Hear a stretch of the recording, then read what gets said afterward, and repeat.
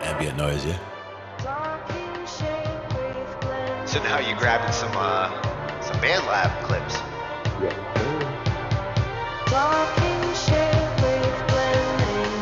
Now for me that would also be something where I would use like volume automation and like bring that from the bottom, like bring it in and then bring it back out. And these are the kinds of sounds you can scratch.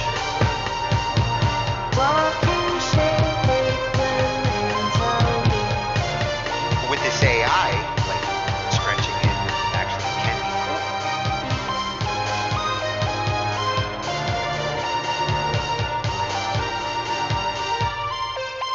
Oh, that was perfect for the interlude too.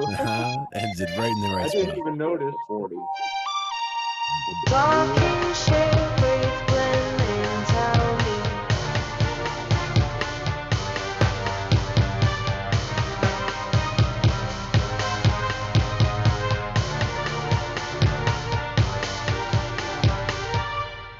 I didn't even realize the texture faded out at the interlude until it happened. I'm like, wait a minute.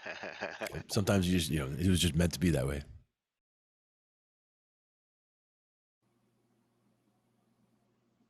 And welcome again. Another Thursday. Talking There you go. shit with Glenn and Tony. Kind of Happy sticks. Thursday. It does. It does. It's an earworm, man. I guess it was just Sure. meant to be that way. Just meant to be.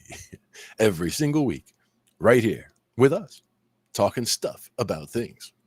And tonight, we're going to be talking about things like composers and arrangers and producers, Songwriters.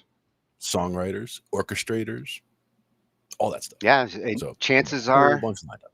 all of you are one of or multiple of these things. Multiples.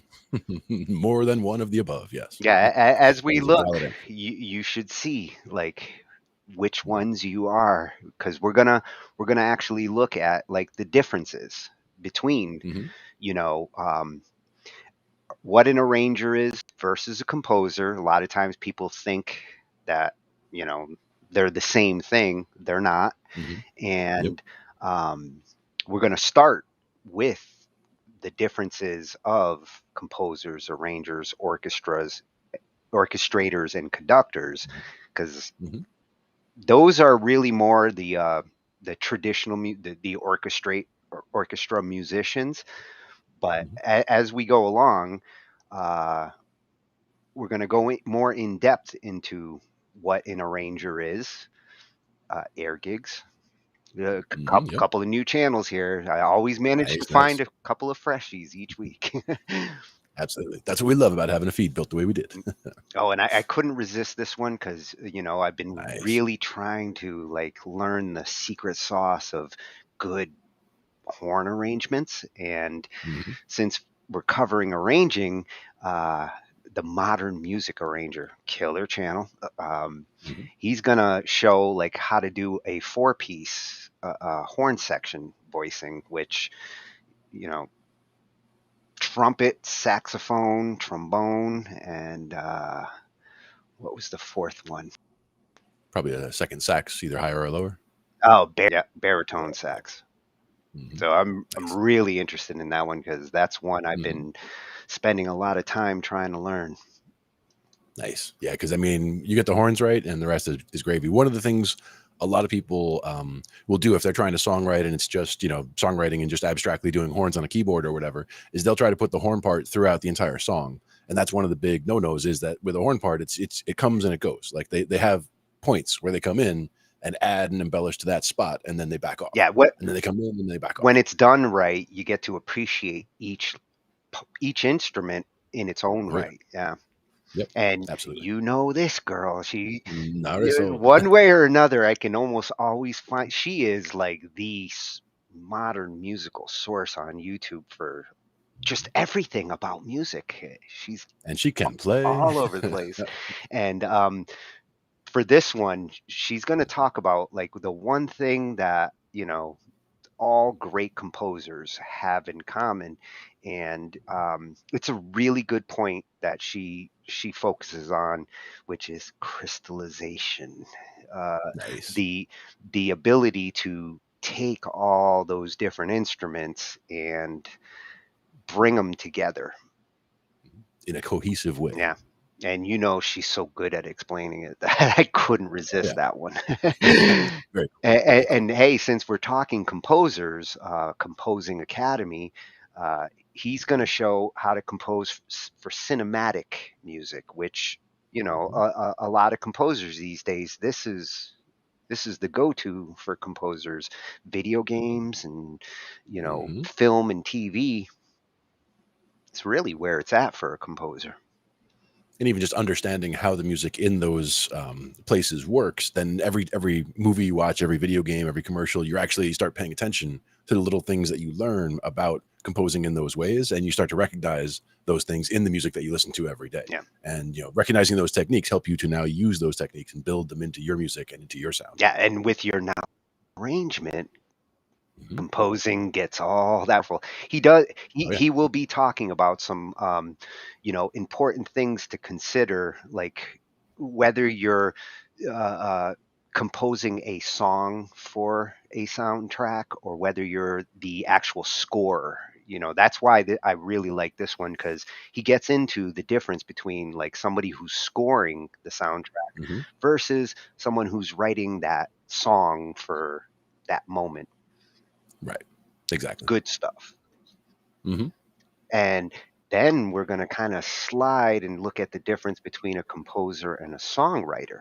And again, people might think these are the same thing, and they're not exactly. A songwriter, which is probably what most everybody who's watching is, this is the category where we fit the most. Hmm. And that Indeed. comes another one that's film centric, film music mentor. Hmm. Nice. And then we're going to slide into some songwriting mentality. And this is a channel that we've brought up a couple of times. Couldn't resist it if I'm going to have a songwriting section, because I really Hmm. love this channel. Their information is phenomenal, how to write songs. They Hmm. have a great dynamic and awesome tips. And starting with the enemy of good songwriting. I like it. Yeah. What she talks about here is like, you know, the things that can get in the way of Hmm. good songwriting. Oh yeah. And you probably recognize this guy too, because you know, I a do. couple of guitar nights, and I was like, as I'm looking through these, I was like, oh, the sensei Hmm. covered songwriting. Fuck yes. I will. And I, Yeah. again, this one is chock full of great, unique songwriting tips. I was really surprised at the things he covers. There's a lot of good tips in here when you're trying to figure out how to flesh out that song, and you guys will like this one. That comes from Samurai Guitarist. Yeah. Excellent channel there as well. Yeah, and here's a new one, Steve Gutenberg, Audiophiliac. It's like an audio maniac, and Yeah. you know, this is going to shift into what a producer actually does and how a producer Hmm. fits into all of these roles. And some of us actually play multiple roles. Like, you can be a songwriter and a producer. Hmm. Nowadays it's becoming more common. Exactly. Wear multiple hats. You got to have a big hat rack. Yeah, Doing the stuff by yourself today. well, you got to have a big hat if you're you. That's true. And this one comes actually from the CEO of Discmaker. You're probably, from us old schoolers, like, we remember Discmaker, and Discmaker's still, you know, out there, and they're like DistroKid. They're competitors in that sense of distribution of music. And he's going to talk about like the way that they score points for Hmm. production, and production score, I think, is what he calls it, production points. Hmm. Sure. Really interesting stuff. And it's the producer versus the engineer versus the executive producer. These are all different shoes that get worn in the back room. Mhm. Yep. Good to see a peek behind the curtain there for sure. Yeah. And our last one, he's another one that's popped up a couple of times when we've done some of the MIDI stuff and beat making. Tatro, Hmm. Yep. awesome channel, just covers all sorts of stuff. And he's going to give some advice on, you know, when, if you're starting out as a music producer. And again, his tips are gold for starting out. Yeah. Nice. So we're going to cover a lot of different aspects of making your music, and the different hats that you wear when you're making your music, and different different things to watch out for, the enemy of songwriting, all that stuff. So we've got a bunch of different things coming up. Yeah, actually, I like his hat too. There you go. It's a hat night. I'll see if I can find a hat around here somewhere. Oh, it's too bad you got rid of that Stetson. Yeah, had to return it to its rightful owner, man. Once we figured out whose it was, got to get that hat back to home. Because what if it had been my hat that was somewhere and someone found it? I would want them to return it to me, right? There was, especially, That's yeah, a nice one like that. right, exactly. Nice black Stetson. It was good stuff. So this first one, Elon or Elon Osborne, Mhm. at Elon Osborne on YouTube. and this was a new channel for me. Yeah, me too. And the reason why I picked this one, especially to start out, is because it gets us warmed up for like these different roles of music making that we're looking at. And I like that he included orchestrator and conductor, because that's one I kind of wanted to put into the whole of the topics, but it's kind of hard to, you know, cover conductors and orchestrators when you start getting into the other, like songwriting and things like that. Some orchestra musicians, they are one thing and that's it. And his video covers the gamut as far as composing, arranging, orchestrating, and conducting, and what the roles of these different things are. And some people look at a conductor and they're like, hey, he doesn't even have an instrument. He's not making any noise up there. You know, he's not doing anything. And it's like, well, he's playing the band. I mean, he's, you know, he's the one who like turns up that one a little bit. He's the one who turns that one down a little bit, speeds things up a little, slows things down. Like he's got to be the overall traffic cop, getting the entire piece out in the way that he sees it. Yeah, the great conductors are the metronome. They are the massagers of this section, that section. They lead that orchestra along, and to the audience, they want more from over there. More. Yeah, you see their expression. The audience relates to that conductor. Exactly. So that was always one of my favorite things to do, is watch the conductor when I'm at an orchestra, and also like look at the individual parts and try to figure out, like, if somebody's soloing, I'm trying to, like, you know, find them in the crowd. Oh, there's the one, their hand's moving a little different than the others. Yeah, it's the job I always wanted, but it's a lot harder than I thought. Oh yeah. But what are the differences between composer, arranger, orchestrator, and conductor? Yeah, let's take a look. Composer, arranger, orchestrator, conductor. What's the diff? Rinse.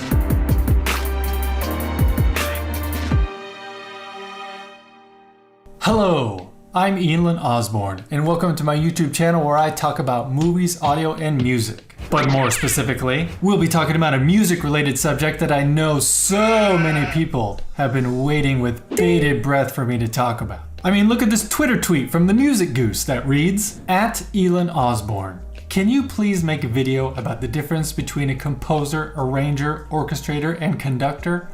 I is honk fused. Thank you, Music Goose, for such a wonderful question that I myself have to go and Google real quick just to make sure I know the difference between the four. And by the way, don't even think about searching for the Music Goose, because you know what happens when you go to Twitter and you type in @music honk honk into the search bar? No results! And you know why?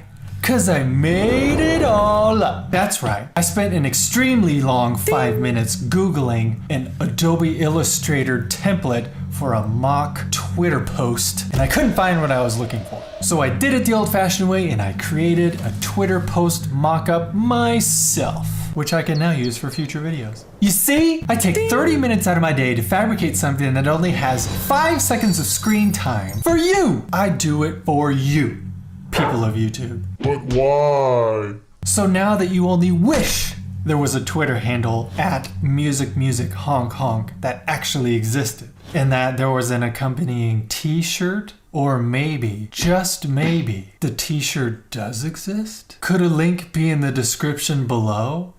I don't know. Composer. So you want to be a composer, eh? No. Okay then, what is a composer exactly? I don't know, you tell me. Think of it this way. A composer starts with a blank canvas. No notes written, no melody, just...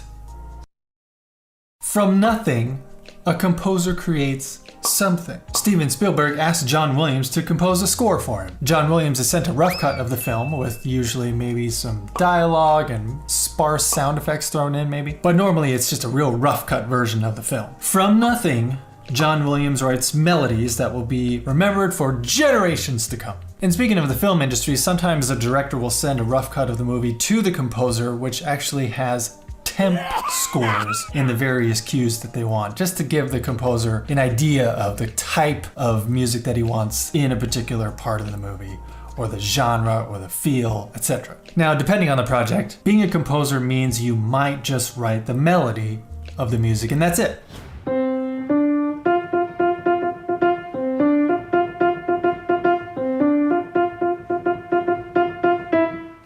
Or in the case of composers in the days of yore, like Beethoven, Mozart, Wagner, etc., they did everything. They wrote the melodies, they wrote the harmonies, they wrote which instrument in the orchestra would play which part, everything. But that's over.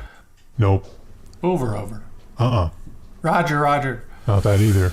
But that's overlapping into some of the other jobs that I'll be getting into in this video. So, without further ado, next up is arranger. So a composer makes something from nothing, right?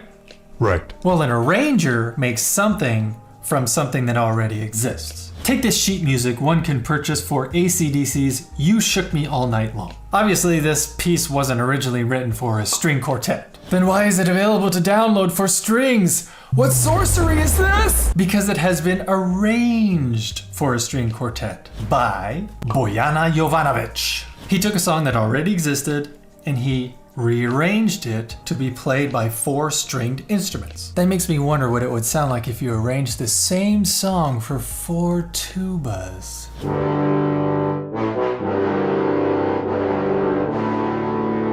Yeah, that sounds about right. Most arrangers know how to read and write music, have a great knowledge of music theory, and are multi-instrumentalists. They also know how to do harmony. Sure. They also know how to do harmony, composition, and orchestration. And they usually have their own studio equipped with A popcorn machine. computers, software, plugins, microphones, synthesizers, the works. Another example is your good old band leader from high school or college who wants you to perform a 9 Inch Nails song on the football field with the whole marching band. The sheet music for The Hand That Feeds you can purchase for $70 thanks to Tom Wallace, who arranged it for a marching band. I bet every member of that marching band that year got laid so much. Yeah, right. So what are your hobbies? What do you do? I'm in the marching band. Ew, gross. Pancakes are so disgusting. Yeah, well, we're playing 9 Inch Nails this year, so whatevs, no biggie. Is this starting to make sense now? An arranger might also be asked to speed up or slow down the tempo of a song, strip down and reduce the amount of instruments playing a song, or beef up the performance with even More beef? even more instruments playing than the original composition. Speaking of stripping down, Dan Coates is one of Alfred Music's most prolific authors, having taken Broadway tunes, rock songs, film scores, and reduced them down to just being able to play them on the piano at all various skill levels. Think about that for a second. Not only might an arranger strip down to something to be played on piano only, but they also might be asked to write for multiple skill levels from beginning to expert.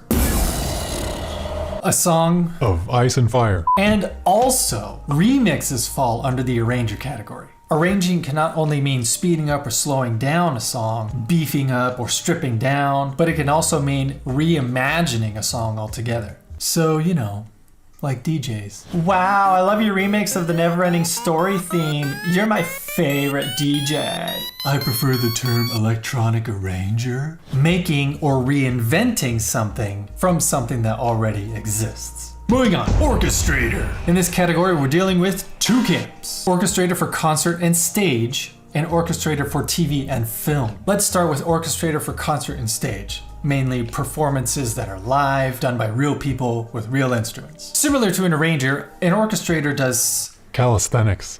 Similar to an arranger, the orchestrator makes something from something that already exists. But the key difference is, while the arranger reimagines something. Hey, Klaus Doldinger, composer of the music for the Neverending Story. Yeah? You dig my remix of your sick theme?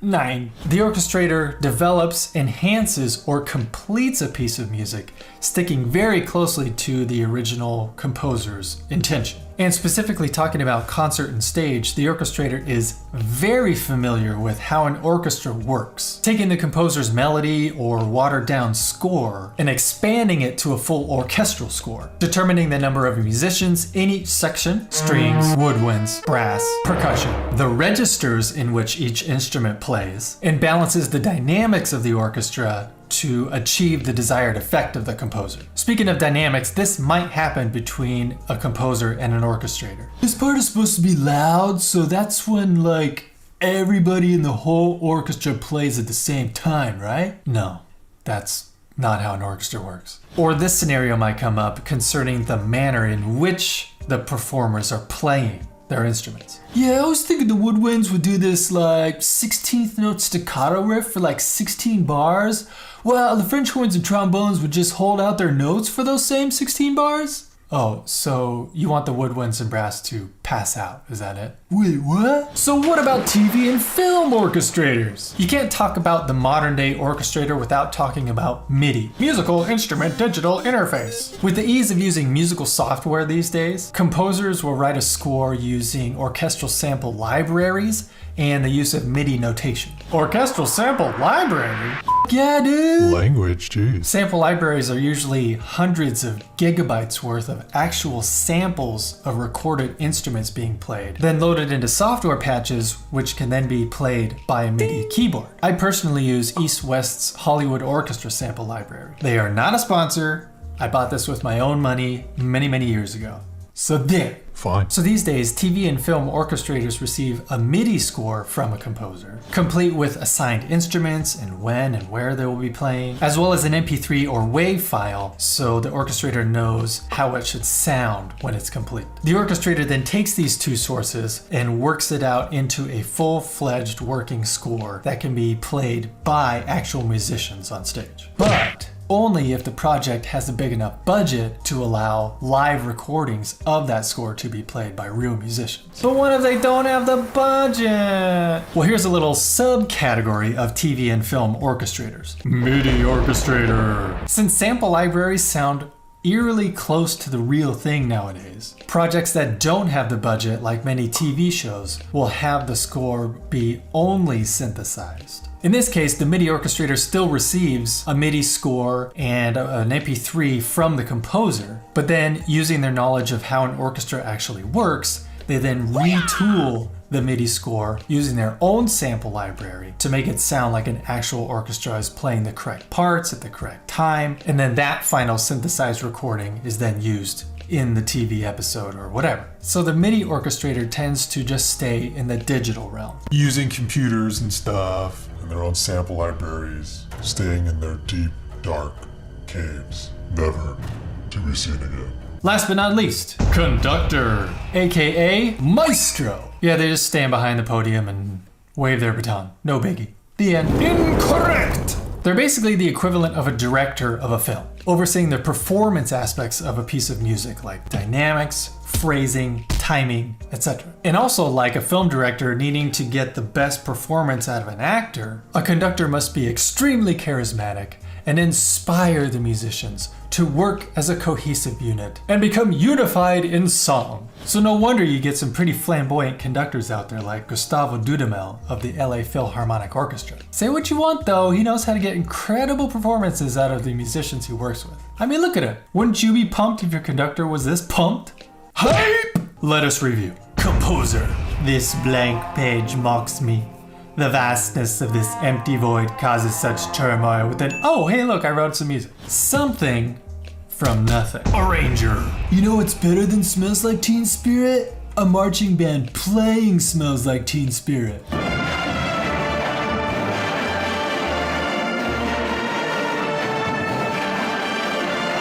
Something and or a reimagining of something that already exists, which can mean both working with the composer or doing it unbeknownst to the composer. Dig my remix? 9. Orchestrator. Hey, I wrote this cool melody. What would it sound like if it was played by a whole orchestra on a stage? Leave it to me, good sir. MIDI orchestrator. Hey, did you get that MIDI score file? Did you like that flute part? That's not how flutes work, bruh. Let me fix everything you've done with my computer in solitude, in darkness. Conductor. Follow my lead, follow my tempo. Aren't you pumped to play since I'm pumped to? So there you have it, folks. I hope you learned something today. And if you didn't, I don't care. Don't forget to join my Patreon page where I go over some exclusive content for your eyes only if you give me a little bit of money or whatever. Don't forget to like and subscribe if you haven't done so already. And don't forget, always be listening. I got merch. Link in description. I got Bandcamp. Link in description. I got a Patreon. Link in description. I got Etsy. Link in description. I got a kids book. Link in description. And don't forget, always be listening.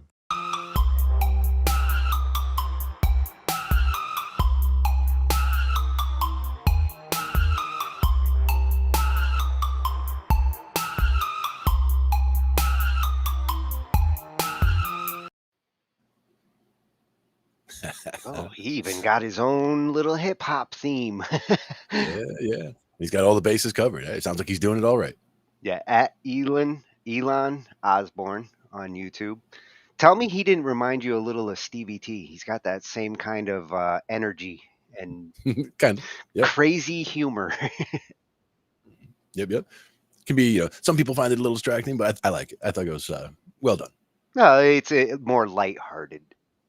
Yeah, exactly. And man, Now- he cleared up the differences between those 4 different roles. Oh, absolutely. And you do find that, at this point, you're some people, they go through all those as stages instead of being, separate jobs or whatever. It's like, hey, I have nothing. So, okay, I'm going to songwrite. Now I have something, and now I can be the arranger and figure out how to make that sound better. A lot of it also, we talked about any song that's going to be a good, memorable song should be able to be reduced down to just being played on an acoustic guitar and a singer, or a piano and a singer, or whatever. You should be able to boil it down to something that's, memorable enough. It shouldn't need 17, guitar parts and 15 whatever keyboard parts. You should be able to, get it down to the essence and have that essence be memorable. And then, then you got yourself a good song on your hands. Yeah, and a lot of these roles, especially with the arranger and the orchestrator, they're more about like extending that simple melody into multi-part sounds and focusing on different instruments where orchestras would come in and actually fill out those parts. Yep.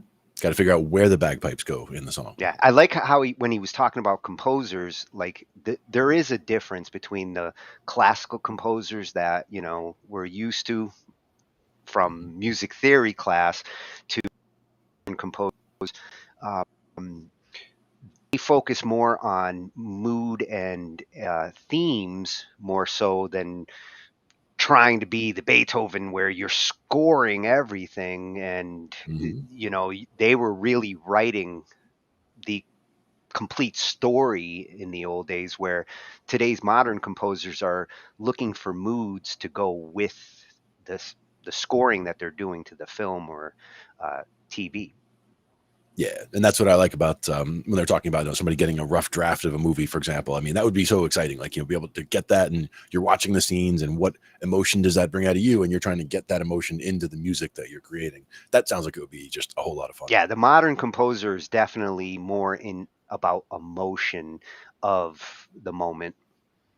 Might be a fun experiment some night. Like, take a classic movie that you know really well, and just mute it and just put it on in the background. And then what if I were writing the music to this? And then whether you're remembering what that part sounded like, or whether you're just putting in your own thoughts about how the emotion should go in this particular scene. It'd be a fun little experiment to try sometime. Yeah, and I also found it interesting with the orchestrator, how he mentioned the difference between sometimes their job is to prepare it for an orchestra, and in other cases, the MIDI orchestrator, which I can relate to. Like that's what I saw that when I was like, yeah. And the sample pack he mentioned, the Hollywood Orchestra samples, is an awesome pack. If you can get your hands on it, it sounds gorgeous. Nice, good stuff. Yeah. Now, of those jobs, what about arranger? Yes, we need. What does it take to become a music arranger? We need to see more about this arranger he speaks of. Yeah, exactly. And this one, whose channel? This one comes from Air Gigs, which is at Air Gigs on YouTube. Nice. And that's a new one for me. Take your music to the next level. All right. And as you can see, he's got some videos on all sorts of different songwriting, recording, performance. He's not kidding. Nope, no messing around. No. But let's start with. And he even covers, like, you know, some of the producers out there like Dre and Rick Rubin, so he's not fucking around. Going to get it all. Now we've got what it takes to become a music arranger. Hi, welcome to the AirGeeks blog. What is the spectrum under which arranging in music is enclosed? Before answering to that, let's pretend that you know nothing about it. A very direct way to introduce what arranging in music means to someone that doesn't know about the subject is, how come this melody becomes possibly this? Or this? Or this? To which extent arranging involves proper musical knowledge? It depends. Giving a full shape to a given couple of melodies, for example, is already a start. The point in which composing and arranging are almost the same thing. Changing this or that chord, instrument or rhythm could be considered already properly arranging. Whatever we do to a rough composition with the intention of making it better equals arranging it. Arranging is taking decisions, so the amount of knowledge or elements that you have in order to make either poor or amazing decisions is, I think, crucial. But what does an arranger do exactly? There is a difference between arranging your own music and becoming a professional arranger. Arranging your own music involves mostly, not fully, but mostly, achieving a balance between the need of working on your original composition and knowing what could be the best way of working it out. Becoming a professional arranger, on the other hand, implicates more than just spicing up an idea. It's not that there is an exclusive, one and only list of things that you need to know to become an arranger, but here is an idea, an approach, a suggestion. Shaping, harmony, instrumentation, orchestration, technology, social skills. Giving a shape or a form to a piece of music is very important because it will make a song more or less satisfactory as the music runs through time. There is some sort of instinct, some kind of what your body is already asking or expecting to hear. Of course, the surprise element could be very substantial every time that it is well implanted. My advice is that you start listening from the beginning always, or at least from the previous section of the piece that you are trying to arrange. That amazing guitar solo is incredible.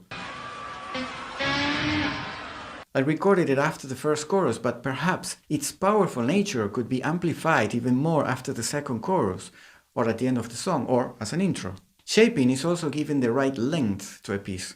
You don't want people to get bored after a while. That, by the way, is more related to where you place different elements and not so much to how long a song is. This song is very long and it's amazing. As you already may know, any given note can be harmonized in a huge amount of ways. Chords are beautiful. They produce a feeling of augmentation. This feeling, however, could be distorted depending on the decisions you make. Harmony is an enormous subject matter, but I'd like to mention briefly just a couple of parameters where you could stand and from which eventually you can make good choices. Correlation and style. Again, chords make notes or phrases sound much more satisfactory, only you need not to fail at doing the right decisions. A big part of this will be determined by the knowledge that you have about the subject. If you don't know the basics, consider getting into it seriously, especially a jazz-oriented approach to harmony. Otherwise, chords will overwhelm you, like as if you were in front of a sea of uncountable elements that have no correlation or hierarchy between them. Understanding the functionality of harmony is like having some sort of map where you can see what roads are available. Of course, beautiness and satisfaction are both subjective, but at least you can distinguish that there are areas, neighborhoods, cities, and that you can take different roads to travel from one place to another, so you would not get lost as if you were blind in the middle of the desert without knowing where to go or how to get out of there. About the style, you can play a beautiful chord, isolated. It doesn't mean that in certain contexts, that same chord will not sound awful, discrepant, or disruptive. Using the same location map metaphor, Imagine you start telling a story of you in Paris in a little cafe having a nice chat with a friend, when suddenly and without any reason you appear in North Korea having a chat with Kim Jong-un. You can do that, of course, but it needs to be intentional, and you need to go from one situation to the other one through a more or less correct way of traveling. Otherwise, your idea won't work smoothly until your intention is for it not to run smooth. So be careful. This chord could be nice in this context.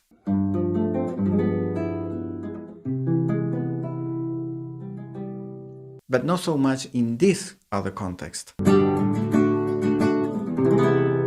Instrumentation has to partially deal with the style also. If you start working as an arranger professionally, you have to be aware of the style of music that the person you are arranging for has asked you to work on. Try to be very clear about it. Is it pop, funk, classical, Middle Eastern, rock? And if it is rock, is it modern, 80s, 60s style?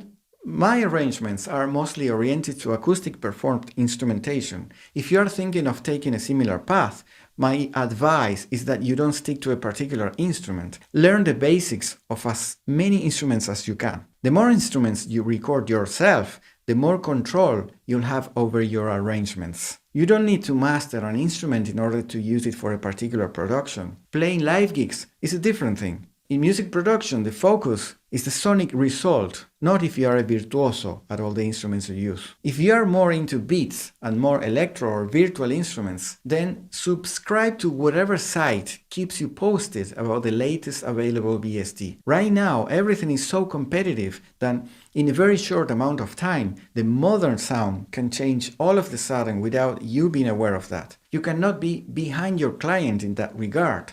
No one wants to deal with an arranger or beat maker that is not aware of what the modern sound is like nowadays. The reason why I am mentioning orchestration is because studying the subject brings you to the acquisition of the 3D factor in music. The families of instruments in a traditional Western orchestra are well defined. Each combination between families or individual instruments produces a particular resultant.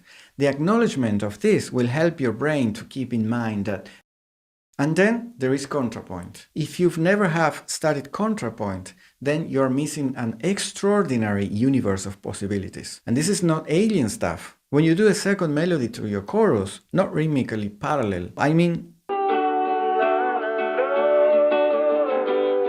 you are already working some contrapoint. This could be brought to a high level of complexity for which understanding and or executing, again, you should have some knowledge. Otherwise, you can produce involuntary disastrous results. Disastrous. For really getting into contrapoint, listen to Johann Sebastian Bach. As an arranger, you need to focus mostly on the recording part of the technology, unless you want to become also a mixer and mastering engineer, in which case I would advise the same thing as in the instrumentation section. Meaning, update all the time, research about what plugins and techniques the top engineers are using right now. If your task is only arranging, then it won't hurt to learn the basics of mixing and mastering, but that's not mandatory. What you absolutely need to know very well is your workstation. Whatever you use, Logic, Pro Tools, Cubase or wherever, become a master at it. Watch tutorials, get courses, put time into it. Everything needs to work fluently. You can't afford to be frustrated with technology if what you want and need is being able to produce ideas all the time using different setups, different instruments, in different styles of music. If you want to work as a professional arranger, you not only need experience and knowledge, but also social skills. You need to think it this way. Someone is leaving in your hands their wishes of crystallizing their emotions through a very nice piece of music. So you must work for that purpose, not for money. You will get paid, but that's not the point.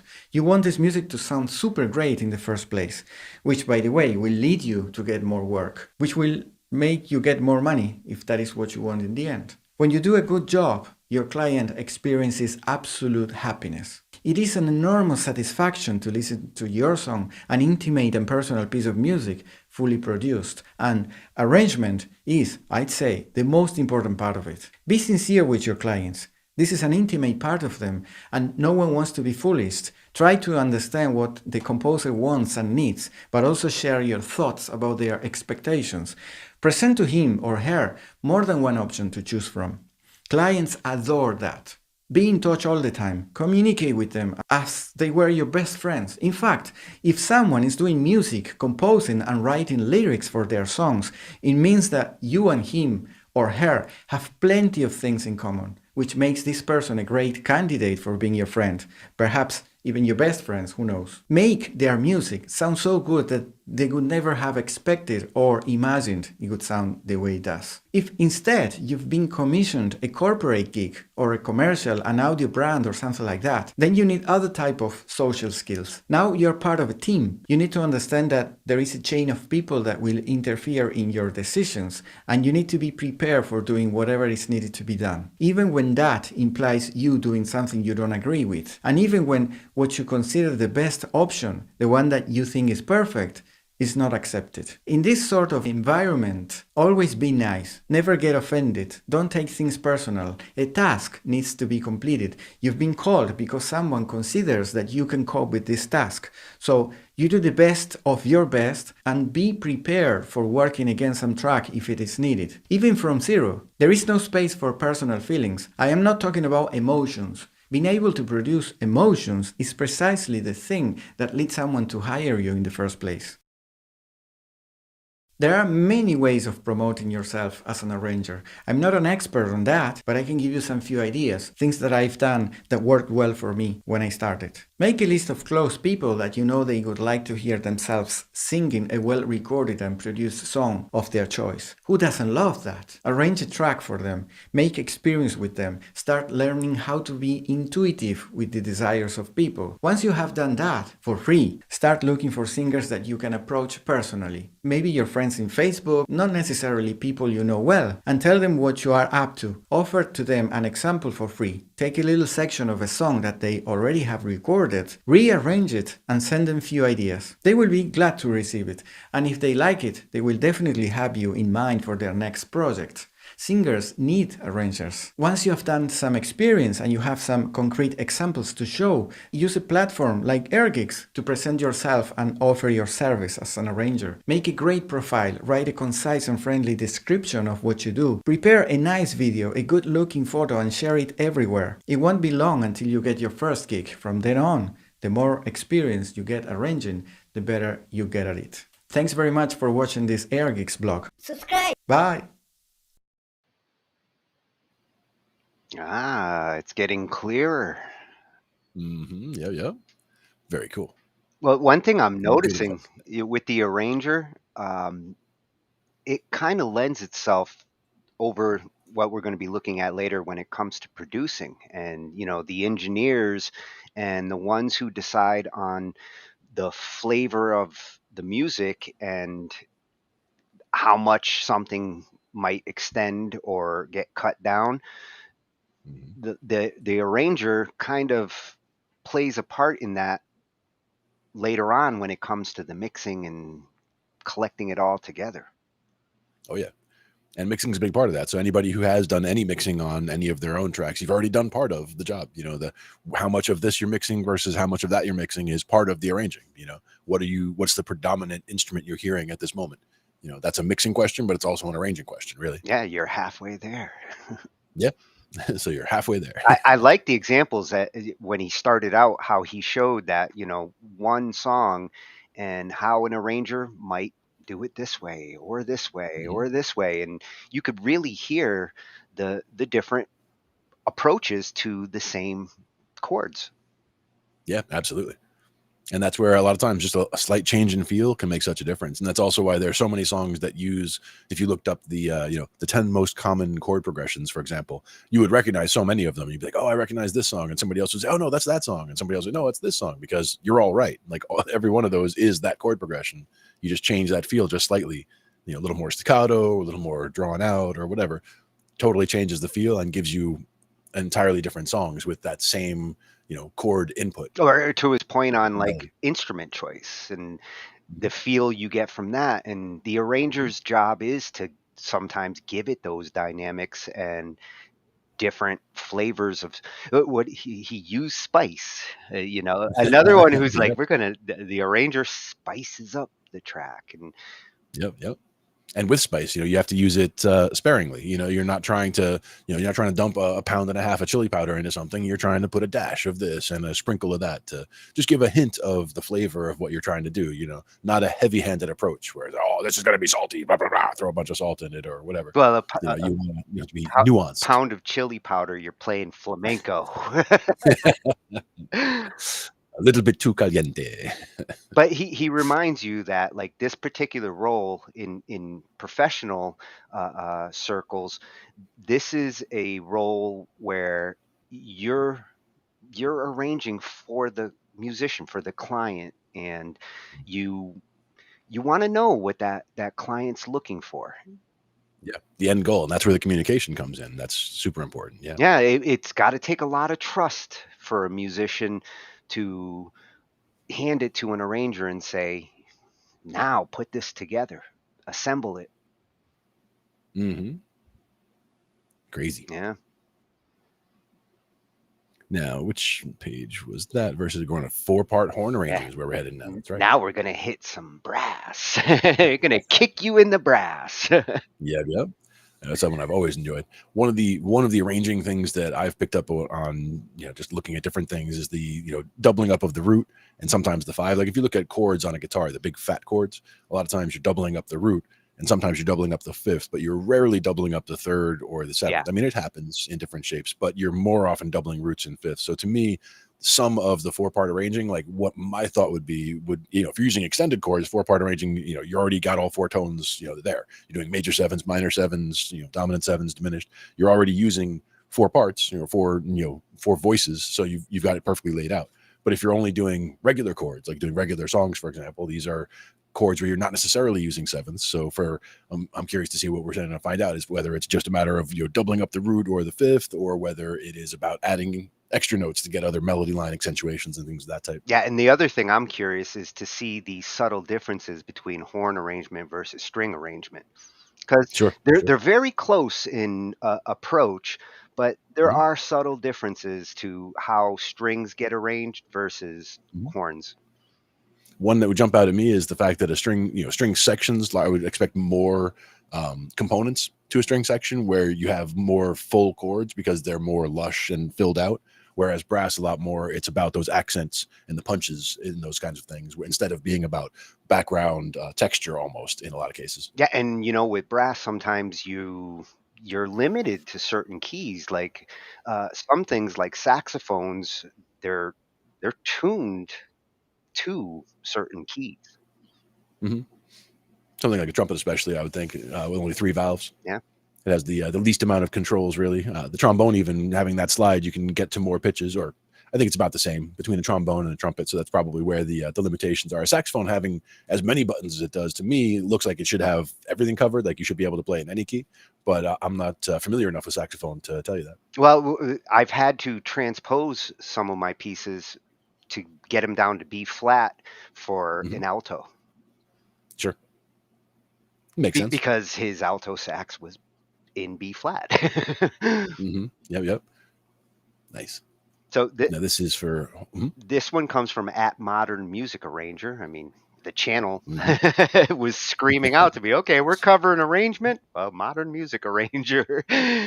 Done. Yes. Thank you, Jesse. Yep, good stuff. 4-part horn arranging, and this is horn arranging 2. 4-part horn section, voicings. Avoid voicing mistakes. Yeah, he's going to show us what to avoid.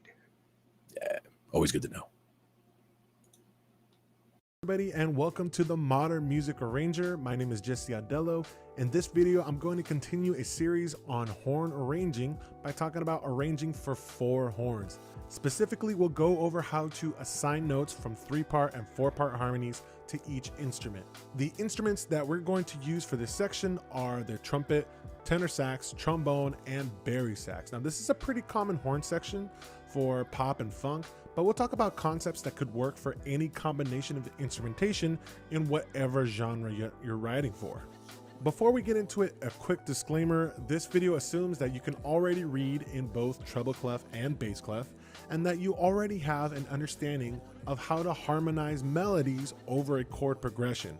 Now, if you need help with that and are interested in a video that covers that particular subject, please let me know, leave a comment down below, and it could be the next video that you see on this channel.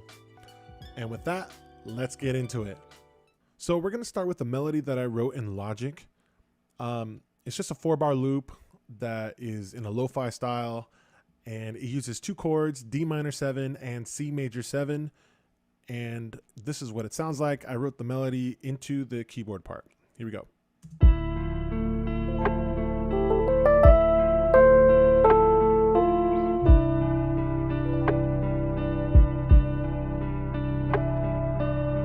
Before I start harmonizing, I wanted to show you guys what it might sound like if I played it unison with all the instruments going, okay?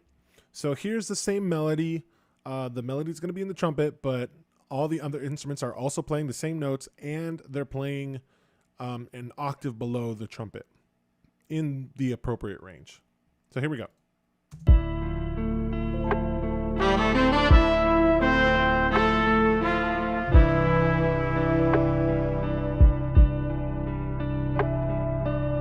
So the first thing that we're going to do in harmonizing is we're going to go and do 3-part harmonies. So three note harmonies spread over 4 voices. Now, when you're doing that, inevitably you're going to have to repeat at least one of those notes. Okay. So in this case, I decided to repeat the trumpet and the bari sax. Obviously the trumpet's going to stay the same in all these examples, but the bari sax is going to double the trumpet at the octave, and we're going to use block chord voicings. Okay, so I'm going to write my harmonies based on the extensions of D minor 7. So the first note is an E. Below that is going to be a C and an A. I'm using an A minor triad over D minor 7, and so on and so forth. Okay, so here's what that sounds like.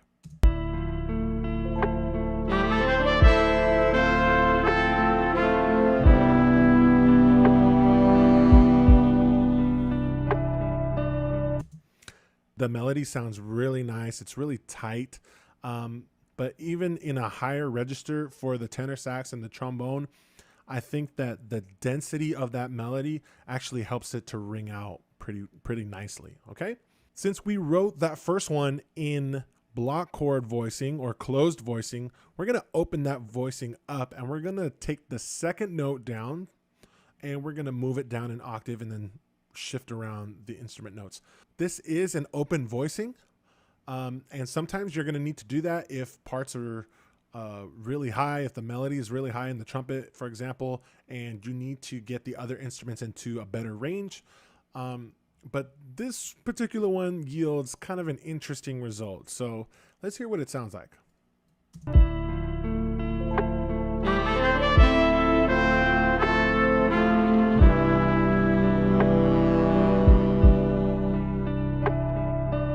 So that's not the result that I would normally go with. And the reason I say that is because you'll notice that the bari sax is playing the 7th of the C minor, the C major 7 chord. And having the 7th that low, it just sounds kind of muddy with the bass. So I wouldn't actually voice it like that. Essentially, it gets a little bit too low. So what would happen if we switched around the tenor sax and trombone parts? Generally, the tenor saxophone sounds a little softer in its high range, and the trombone is going to sound louder. It's going to have to play louder to play in the high range, but it's not outside of the range. It could be a particular sound that you're going for. So we're going to do that same triad voicing, the same open triad voicing, but this time we're going to switch around the tenor saxophone and the trombone and see what that might sound like. Let's give it a go.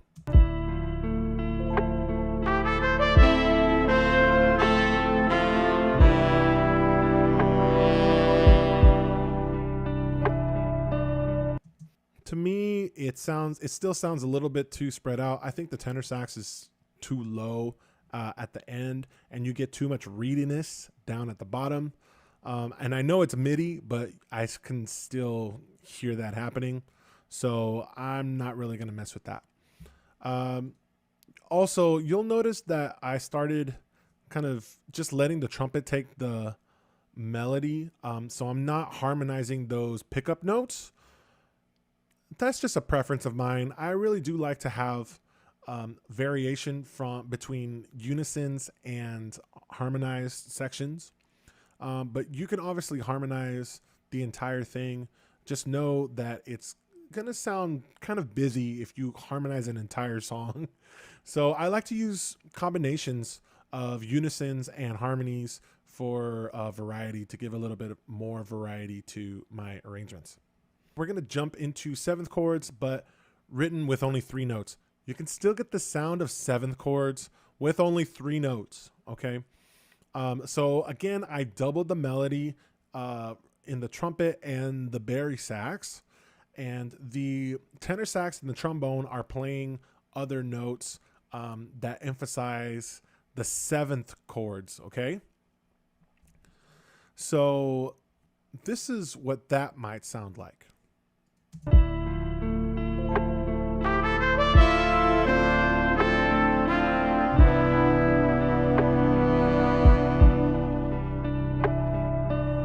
I really like the sound of the 9th on the C major 7. So I added that in there. I actually like the sound of this. This is kind of the harmonies, the tight harmonies down on the bottom actually sound kind of nice, and they're in a high enough range that they don't sound muddy. This kind of writing you might see from a lot of Horace Silver compositions in jazz. So experiment with it. I really dig this sound, and it could be something that you're going for too. Okay, so now we're gonna jump into full-blown 7th chords, and we're gonna start with closed position 7th chords. So this is what it would sound like if we assign a different note to each of the instruments. Starting with the bari sax. The bari sax is gonna play an F, the 3rd of the chord, and then the trombone is gonna play the 5th. The tenor sax is going to play the 7th, and finally the trumpet is going to start with the 9th on the downbeat. Okay, so here's what that might sound like. Also, I added the pickup to the other instruments. I wasn't adding it before, and now I'm just adding it to add a little extra color and a little bit more weight to that pickup. So here's what it sounds like, closed position 7th chords.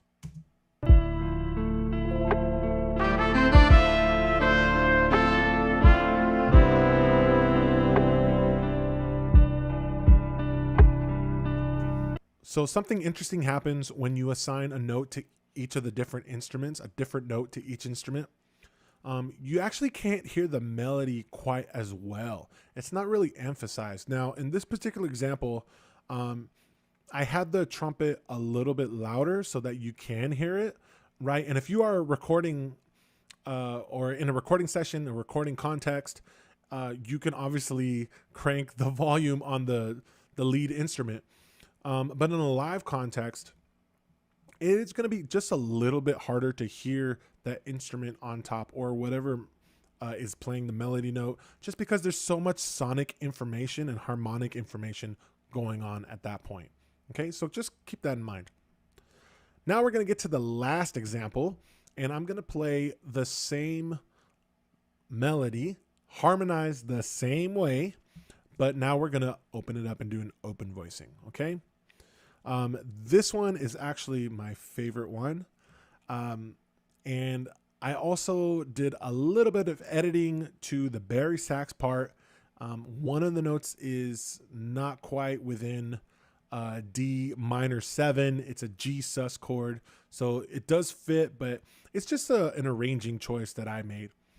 Okay, so here's what this example sounds like. 7th chords in open voicing.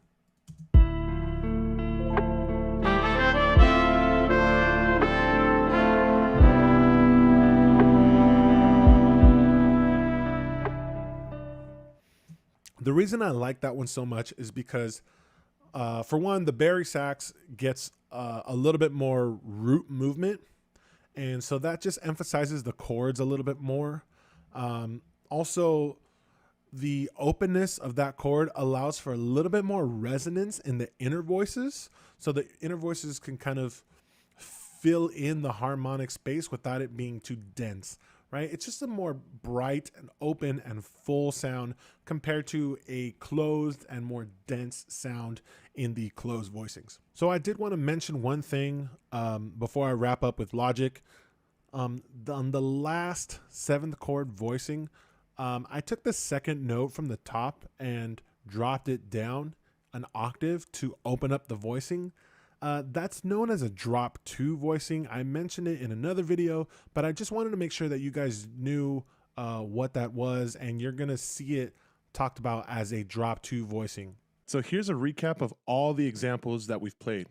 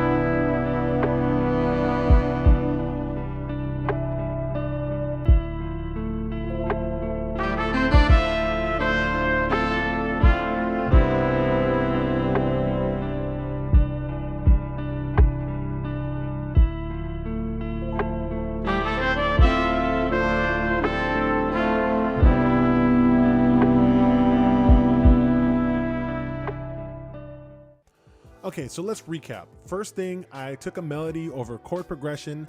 Next, I harmonized the other instruments in triads or sevenths on a piano staff, and then I assigned the notes to each instrument based on their ranges and musical context. And finally, I tested it out. Trial and error is part of the learning process. If you're worried about how something will sound in studio, have another version ready to go. It never hurts to be more prepared. All right, guys, so if you enjoyed this video, please subscribe to the channel, hit the thumbs up icon and bell icon to get notified about more upcoming horn arranging videos. If you have any questions or shout outs, leave them in the comments below. And that's it for me. Thank you guys so much for watching. I'll catch you guys next time. Peace.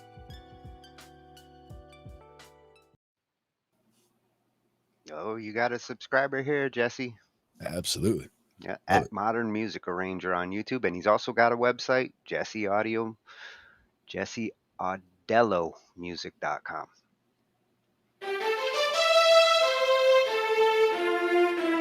I figured you were going to be figuring that out as you watched. And that's what I wanted to hear for the second part. Yeah, yeah. And that's basically just, doing C major pentatonic at the beginning there. And then the only note that's not C major pentatonic is that second to last note on the way down is the F. So that's coming to the 4 and then the 3. And ending off on the 3 is the other thing that's key because you're not going all the way back down to the C. Starting on that 5, from the 5, 6, 1, 2, 3. And then coming down the every other. I like it. And he started with the triad approach, but it really found the spice with the 7th and the 9th. Oh, yeah. And that drop, too, that he mentions at the end, visualizing it the way he did it there, showing the 4 tones there and just taking that second one, highest one, and dropping it down an octave, makes the name drop 2 make so much sense because you're just taking that second one, dropping it down. That makes that top one stand alone more, and that makes it stand out more. So that's the melody or the catch up, the catch note at the top there. Yeah, I like his observation too on the tenor sax as he was trying out different phrasings and the sound you might get depending on the instrument. You might want to avoid going too low. Otherwise, some instruments start to break down. Too low or too high. I mean, any instrument has its comfortable range, and you could have a piece that just nudges just outside. Like you were saying, if somebody, you could tune the whole piece down a step. If you were just getting out on that one note and it's only off by a little bit, I can almost get there and it almost sounds right. You could tune the whole piece down, a whole step to make it fit better. Or you could change the instrumentation, say, okay, that note will be picked up down here and this note will be picked up there. Yeah, Couple different ways to deal with it. like a tenor sax or a cello, depending on whether you're doing strings or horns, they do have a limit on their bottom end, but that's when you shift over to a baritone or to a contrabass. Sure. If it's not sounding good with those instruments where you're trying to go, then use the contrabass or the baritone because it's comfortable with those instruments. Mm-hmm. Exactly. And each instrument has its own comfortable voice range, and you can go outside of it. There are things you might want to do. You might want a screechy sound effect. You might want a boomy sound effect and go outside their comfortable range. But experimenting with that and knowing where you want to be for the range for that particular instrument definitely helps. Yeah, it's just like with your voice. Like Yep. you need to know when you sound normal and when all of a sudden you're like Michael Jackson level. Ee-hee-hee. Exactly. Way up high. So that was But- definitely some good information in there. Modern music arranger. Yeah, I like to see that compared to like the string arranging that I've been trying to learn. Mhm. Horn arranging is my next big dive. Yeah. And I do love the fact that it's about getting those chords together and, making it happen there. Getting those chord tones to get across, to carry across the sound of the chords, but also making sure to emphasize the correct note to get the voice leading or melody coming across. Yeah, it's good to for those who are new to music theory, this is why they drill like learning your triads because all of this extends beyond that 1-3-5 situation. You got to know what a chord is before you know where a chord can go. Sure. And knowing that 1-3-5, you're almost there. Like you want to go to seventh chords, you're only adding one thing and it's the same stack. So you were doing that 1-3-5, add that 7 right there, and you got that same thing going on. And now you're ready to go. No matter which instrument you're playing, you eventually learn those jumps 1-3-5-7-9. Mm-hmm. What always kind of made it sink into me is using the 1-3-5-7 as like a set, just a major 7 chord in the one hand, and then if you do the next whole step up minor chord, an octave higher, then you're getting the 9, 11, and 13. And that's all of them. I mean, that's every note that you can be using in that particular scale. Again, you can always sharp this and flat that, but that's a different story. And there's only so many of those. There's only those 5 exceptions that you could look at different ways. Like you could look at the F sharp as the sharp 4, or you could look at it as the flat 5. It depends on what you're trying to do and what kind of chord or what kind of scale you're working with. But just leave those off the table for now. Then we're dealing with these notes. Just be careful if you use them all at the same time. It's messy. That gets messy. Unless you're just doing. Oh, well, that's not all at the same time. But it is using all, in that case, all the white notes. So yeah, even that's not all of them. If I were doing that, the white and black notes, then you'd be getting all the notes. But again, not all at the same time. But all at the same time, that just gets messy. So we're not going to do that. But what do all of the great composers have in common? Oh yeah, now we're going to get into some real musical wisdom. Nari, like she is truly a monster on YouTube when it comes to music education. Fantastic resource, yeah. Multiple channels. I mean, this happens to be her channel that we're looking at tonight, but we have found her on PBS and other channels that also, spotlight her. Some of my favorites of hers are ones where she takes a particular song and reimagines it in the style of different composers, because while she's playing it, she's flashing things on screen that are basically, using low notes here, using octaves there, this and that, like different things that are characteristic of that particular composer. And I think those are hugely informational, and they help you understand what's different between a Chopin piece and a Bach piece, for example. Like some people just say, oh, how do you know that that's whoever or whoever? It's like, it's in the style and you can eventually recognize it, but what you're looking for is the types of things that she would highlight there. Yeah. My favorite episode of hers is still like that first one you showed me where she analyzed, the same piece with different emotions, and how different emotions playing the same piece can really change the piece. And that is such an important one too. That I highly recommend that one as well. Yeah, from that point on, I was hooked. And reimagining one piece in different composer styles, that was another one where you get a very good feel for, using the same motif essentially. But if you were to hand that motif to each of those composers and say, write me something around this, then you get something in their style based around that. And it really helps you appreciate the differences between their individual styles. Yeah. Yeah, and it's those differences that make those composers the musicians that they are. If you want to stand out as a musician, you're going to have to find your sound in these notes that we're talking about. Now, the other one's another one that stood out to me of her videos was the deep dives into a different style, like bebop, I think was one of them on piano, like bebop digested by a classical musician. So she's coming at it from a classic training standpoint, but then, just basically dove into the subject of bebop and listened to a bunch of it and kind of analyzed it and how it comes together, and then wrote an original piece in that style for the experiment. So I think that she really has a good way of diving into a topic like that and checking it out. Yeah, well, her view from a classically trained musician, that's one I can relate to. Like, classical was my go-to at the beginning. Yeah, me too. Yeah, I started with classical piano as well for many years, probably 10 years when I was younger. And then just didn't touch piano at all for many, many decades. And then came back to it more recently. And I love how she reinterprets those other genres with that vision. Exactly.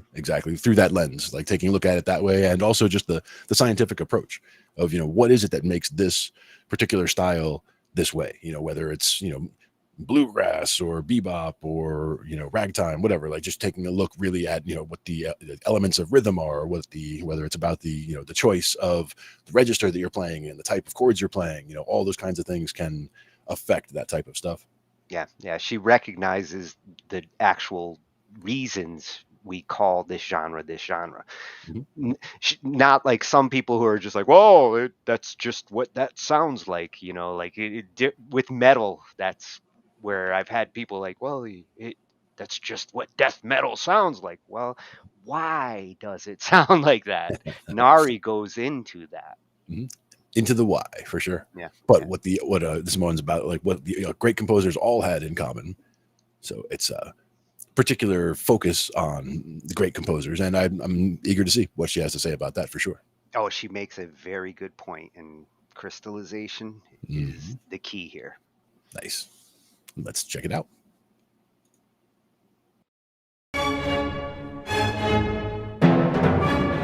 I think there's one thing that all great composers had in common, and it's something that I've noticed after having studied countless scores. Seriously, some of the videos on this channel require me to study a stack of scores. So that very thing that all great composers had in common was that they all wrote great music. In all seriousness, what I do want to talk about is this thing I'm going to call crystallization, or the ability for a composer to take very simple ingredients, things that all other composers use, and combine them in a way that crystallize into a specific color or emotion. Kind of like a chemical reaction between different elements that create something entirely new. But doesn't all music do that? Yes, especially to those with an imaginative ear, but the difference between great music and mediocre music, in my opinion, is that great music allows you to get there with much more immediacy. So in this video, I want to explain this phenomenon further and show you how I take these insights to take a performance that could very much be mediocre and turn it into something much more impactful. The first example we're going to look at is one of my favorite pieces by Mozart, his Fantasy in D minor. Check out how simple the opening is. These are just arpeggiated chords. Also the melody.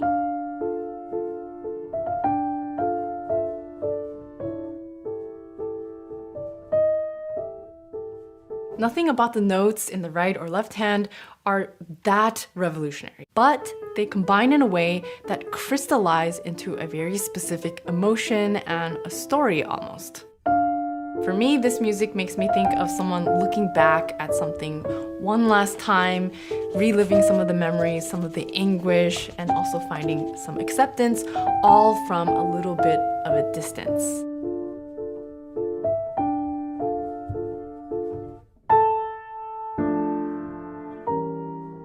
Obviously, everyone will hear it differently, but I think all great music has this ability to help you tap into these types of emotions. And in my opinion, it only takes a few bars for you to really recognize this.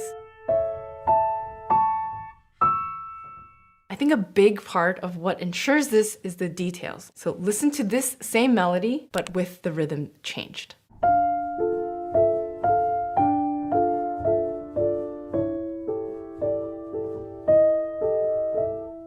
I think that's already enough to take away some of the inner turmoil, some of the sting of, a lot of people talk about a sigh gesture with this theme. And now with the left hand slightly busier, I think this is not so great. It's not as profound. You don't hear much of the poetry there anymore. Also here,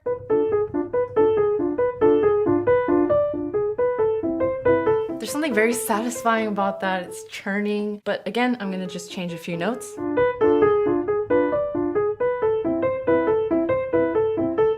There's so much less breathlessness and this hopeless feeling inside, and I think it just becomes much more basic. Now, bringing this back to the concept of crystallization, what these examples show to me is that it's not really about the individual elements, but about the specific combination of how they come together to support the emotion. This music is very efficient. Going off of the last point, there's nothing that we can really add, change, or subtract to make this better. There is already this pristine balance in place. The next example I want to show is one of the most intense moments in piano repertoire, but before we get into it, please allow me to take this time to mention a few things about Henley Verlag, the sponsors of this video. I am very happy to be working with them because I have been using Henley scores for the longest time, and the layout of the notes, the formatting, the details, all of these make studying scores so much easier. Also, all of the digital scores that you see in this video are from Henley. They have a massive digital collection. If you are a tablet user like I am, this comes in handy because you have access to so many scores in one small device. And so if you're not already using the Henley Library app, I highly recommend it. So now let's get back to the music. This example comes from Beethoven's Appassionata Sonata.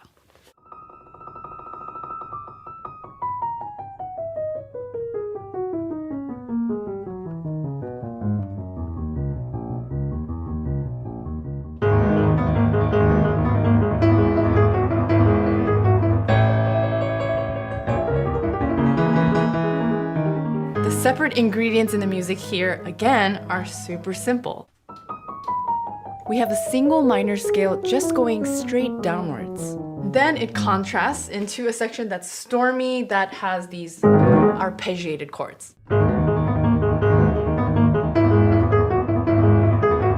There's also not something entirely special about the motive. But these combine together to create such a suspenseful and cruel moment. It reminds me of a marble that is just very calmly rolling down a slight slope until it just meets a cliff and falls into a volcano pit.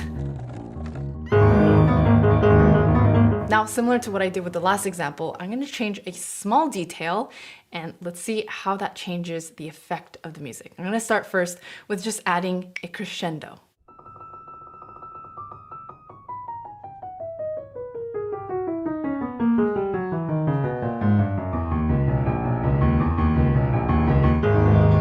That obviously gives away the suspense, and it changes it completely, just one little marking. How about if I make the scale shorter?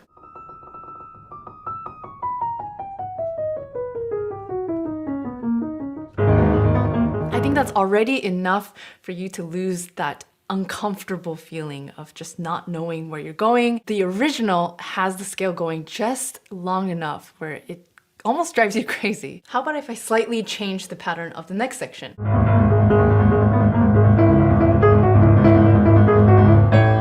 I think it's just interesting to see how little shifts can turn music like the Appassionata into something that sounds a lot more generic.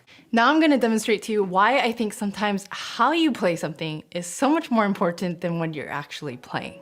For this, I'm going to grab at some insights I've learned while doing projects such as my How to Sound Like series, where I study the styles of famous classical composers and apply them to arrangements I write where I try to imitate their styles. Try to guess which composer I'm trying to imitate.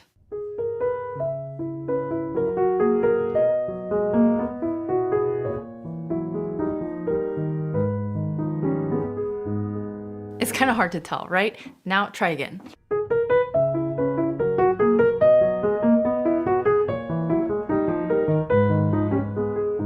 Hopefully that was a little easier and you were able to think of J.S. Bach. So the difference between the two can be outlined by a list of technical terms, but for me, it's really about tapping into a description of the music. So the whole.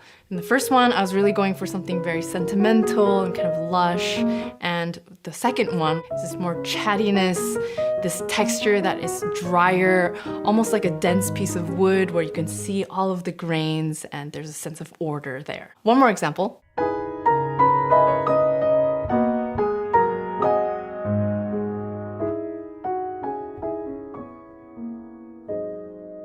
Again, that's probably hard to tell which composer I was trying to imitate. Now listen to this version.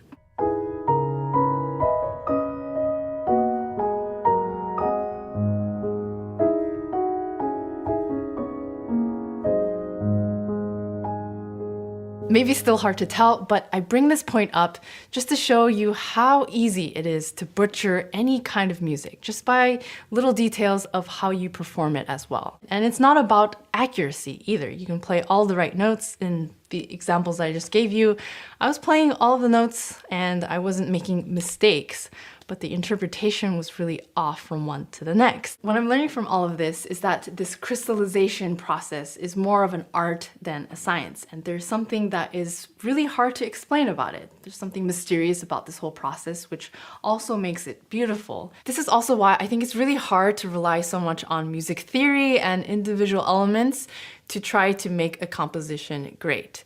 You really need to combine them in a way where you're driven more by maybe the purpose of the music, the intention, the emotion that you're after, and then things will gel in a way where at a certain point it'll bloom into that color, that emotion that you're looking for, rather than trying to piece together things in a very technical way. By the way, if you found some of the terms and the references hard to follow, I'm finally going to be releasing my booklet that will help bring you up to speed with the music theory. So do look out for that within the next month. So there's so much more to this topic and so many different ways to answer the original question. Let me know if you want me to dig a little deeper into this. And at this point, I want to turn it around to you all. What do you think of the things that I talked about in the video? I would love to hear your thoughts. Thank you so much to my patrons on Patreon for your continued support. Thank you all for watching, liking, and subscribing. And I'll see you very soon in the next video. Absolutely. Love her. love her. Love the stuff on their channel. Love the way she breaks that stuff down. And again, whether it's the pop-up stuff in the video, you saw little clips of it right there where, you know, it had the different composers and the different styles. Like, you know, that was a quiz based on it, but the other one was just a presentation of, you know, this is this style, this is that style, and this is what makes them different. And understanding that really is kind of the crux of what was a problem for me in classical music in the first place, learning it. If I were just presented paper and I'd never heard the song, I would look at it and try to play it, but it didn't make as much sense musically to me. Like it's hard to get the exact performance out, the exact interpretation that the composer was going for. So once you actually hear it, though, using the paper to remind yourself, oh yeah, that's the section that does the da da da da da whatever, that's better. Like rather than trying to learn a piece the first time from paper, I would listen to it while looking at the paper so that I'm seeing, oh, that section that I'm hearing looks like this. So I can kind of compare and get, you know, the view of what it is as well as the sound of what it is at the same time. But yes, we definitely love her channel, love her content, and a lot of great stuff there. Can't recommend it highly enough. Oh, and I love how she summed it up, like the whole crystallization thing, that moment when it gels and then blooms. And that's where everything you've put together has reached that moment of flowering musically. And that one, you know, coming down that, rolling down that hill and then falling into the volcano pit, that's a perfect. Perfect A, analogy of what's a going on. great example. And then when she showed, like when she was saying guess the composer and the Bach one, and the difference between the first example and then when she did it Bach style, she was spot on in her analysis of Bach. That's how he always was, bouncy, plucky, and She nails the elements. yeah, she knows the composer. Yeah, she can chameleon herself into the style of any of them, and that's where I think it was the Happy Birthday one, where it's basically take the song Happy Birthday and reimagine it in the style of each of those different composers, and being able to just kind of jump into the, okay, now I'm this guy and play it the way he would compose it, and then now I'm this guy and play the same theme but how he would compose it, and going through the different ones. Very interesting stuff there. Yeah, her appreciation, you can tell she truly appreciates music to be able to understand at the composer level like that. And to be able to just jump in and out of that section with all those notes at the bottom and those slight changes, where how easy it is to butcher that by, just, oh, you're looking at the paper logo. Oh, it looks like do, do, do, do, do, do. So you just start playing it like that, and you don't realize it's actually got that pause in the middle that makes all the difference in the way the piece comes across. And intensity. I mean, crescendo, decrescendo, knowing where and when to intensify or to slow down to make a piece really carry more weight. Yeah, and what was the scoring that she mentioned in there that she gets it? Henley? I believe that was it. I think she has it right there in the description there. Yeah, I'm gonna have to look for that because they could not have asked for a better endorser of something Absolutely. like that. Absolutely. Sold, Nari. Yeah. And the digital versions as well. I mean, being able to have a pad with just all that stuff in there and be able to, you could just, wherever you are, you could be sitting in a park and just have the pad. And she's done a couple of those too, where she did like her bebop piece, I think it was. She's sitting in a park for the final, or the funk piece, sitting in the park and just had a little tiny keyboard and just playing it, doing her little video in the park there. And it's the kind of thing where you can just have a tablet next to you and have the score open if you need to and just play along. And I've been wanting to improve on my staff reading, and that approach with the MIDI part of the staff, and will make it a lot easier for me to relate what I'm seeing with what I'm hearing. Right. And that's, to me, that's the most important thing, is if you're going to be playing a new piece, knowing what it sounds like, either before you have the sheet music in hand or when, before you attempt to turn the sheet music into music, like actually hearing it, actually, being played by someone who plays it well, like, finding a version of the song that you like and then listening to that, appreciating how that, comes from this that you have on the paper becomes that beautiful sound that you're hearing. Yeah, it's a rare musician these days that can actually just look at a sheet of paper, never heard the song, and play it perfectly just from what they see on the paper. I mean, notation shows you a ton of stuff, but there's still certain dynamics and things that don't always translate to the staff. Now, if anyone's going to pull it off, she is. But and she gave me an idea for a future episode. I've been wanting to do it for a while, covering the musical terms and all those different musical terms that I used to know them in my music theory years, and a lot of them have gone by the wayside, but I think it'd be good one night to actually go and look at like what a staccato is, what a fortissimo, pianissimo, all those. Yeah. We're going to have to get Italian. We're going to have to get Italian and start talking about all of that. Mario. It's okay. So if you haven't checked it out at Nari Soul, you will, for those of you who appreciate music, you will appreciate her vision of it.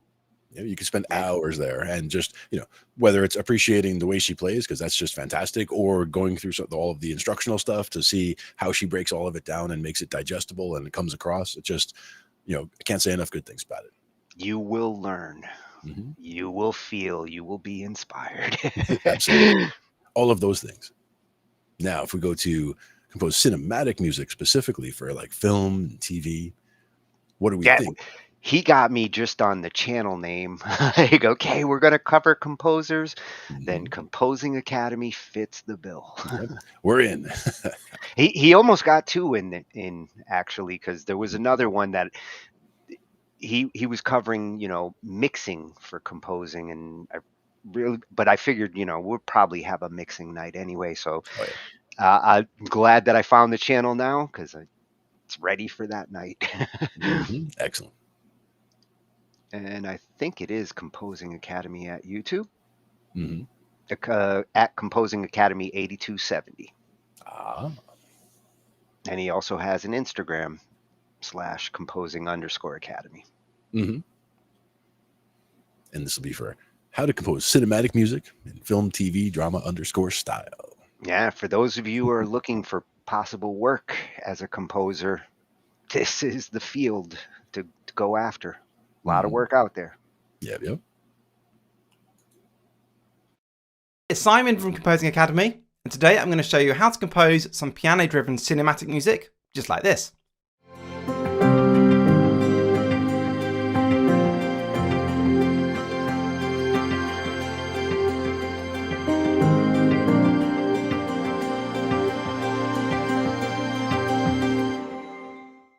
This type of music that would fit as underscore in a film or TV drama is heavily inspired by film composers such as Thomas Newman and Harry Gregson Williams. If you want to grab the PDF step-by-step walkthrough of the piece, check out the link below in the description.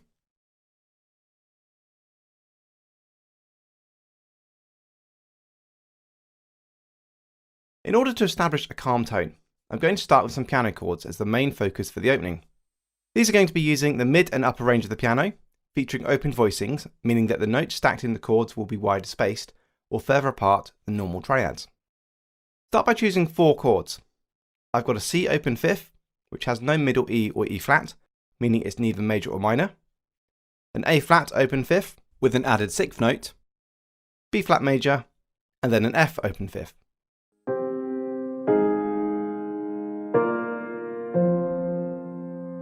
I've used the open 5th chords to give the music a modal and ambiguous quality, something composers such as Thomas Newman use a lot. Next I'm going to copy these 4 chords again, but changing the voicing on the last 2 chords, adding a 9th or the note of C to the B flat major chord, and adding an A to the last F chord to make it F major.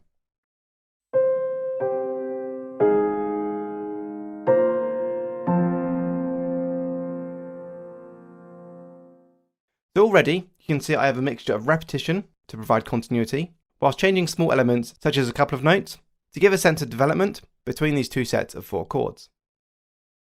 I'm aiming to turn this first section into 4 separate phrases, or mini sections, so for the third phrase, I'm going to copy the first 4 chords I originally had again.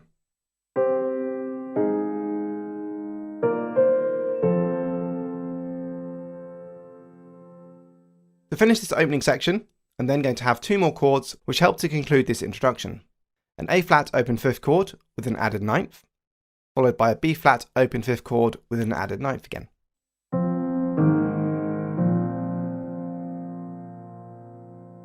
Adding these 9ths is a great way to add some extra emotion to the chords.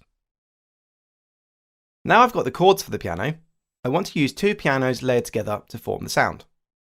This original sound from Sound Iron's Emotional Piano, and then I'm going to add the Malmsteen grand piano, which helps to add some extra definition to the sound.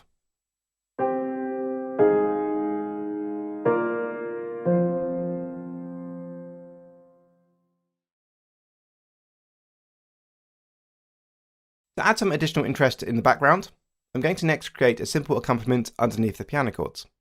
For this style of music, pads, or long sustained soft sounds, work well. I'm using a couple of different pad sounds from Omnisphere, which I've layered together from the beginning, playing one long held sustained note of C. From bars 8 to 13, I bring in different pads, just to keep the sound fresh, along with giving a slightly different sonic quality. There are some amazing pads available in the free Labs range from Spitfire Audio, which I definitely recommend that you check out if you don't have something like Omnisphere. Also from bar 8, I bring in these flautando strings from Spitfire Audio's Chamber Strings library. These are just playing long held sustained notes of C and G, acting like pedal notes over the changing harmony in the piano. Next, to create some movement, I've used this reverse piano patch from Rev by Output, which alternates between the notes of C and G.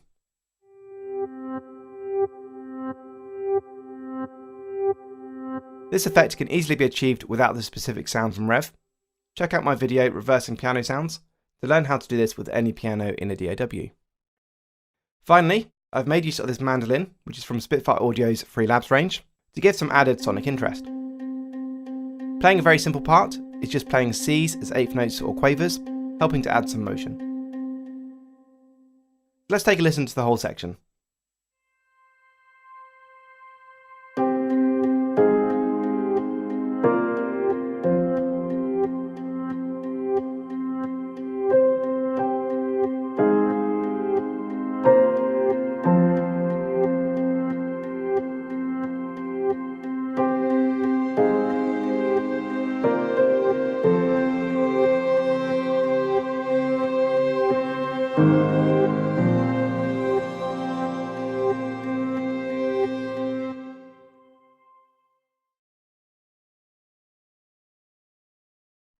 As the music progresses into the next section, I'm going to use both harmonic and orchestration changes to help develop the music further, while still retaining the overall feel set out in the first section. For the next set of piano chords, I've decided to play a C major chord at the beginning, instead of the C5 chord. This still doesn't root the music in the key of C major though, as the following chords are all still chords which are not found in the key of C major, apart from the F major at the end. These chords are similar from the previous opening section, with a few changes to help add to the harmonic development.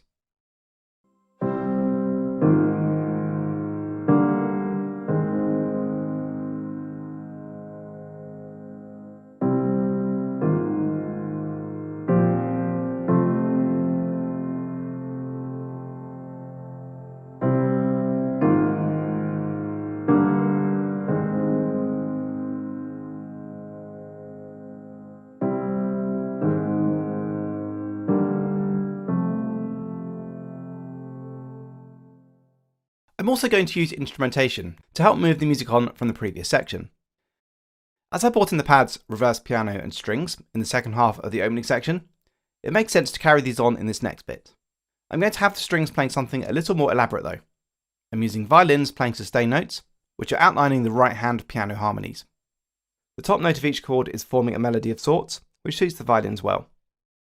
After the first 6 bars of this section, I then have the violins play up an octave, helping further to add to the depth of the sound as the music progresses.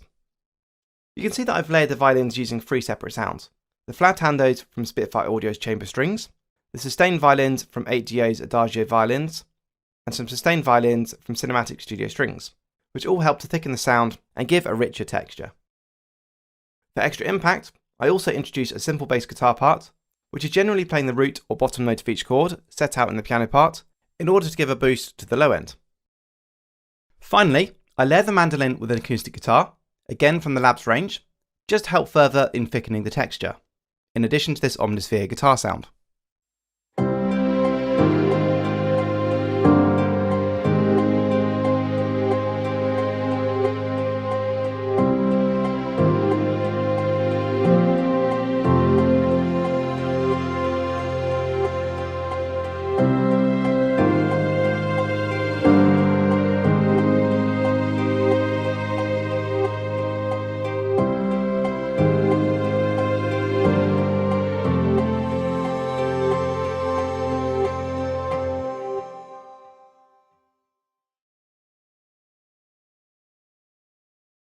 When composing, I'm always aiming for the music to morph and change as it progresses, and this can partly be achieved by increasing or decreasing the intensity. I've chosen to further build this piece going into the section, which will again be achieved using mostly instrumentation, but also with some rhythmic development in the piano. The chord changes are now slightly quicker, with the first of every 2 chords now changing every quarter note, instead of every dotted quarter note. Instrumentation-wise, the violins in this next section now have additional high pedal notes of held C and Gs, helping to add to the depth. I've also introduced a shaker pattern, which carries on to the end of the piece, giving a new element of sonic interest, along with the dulcimer pattern, is just playing constant Cs in eighth notes. After a short break, the mandolin, acoustic guitar, and Omnisphere patch also come back in again, helping the music to build further.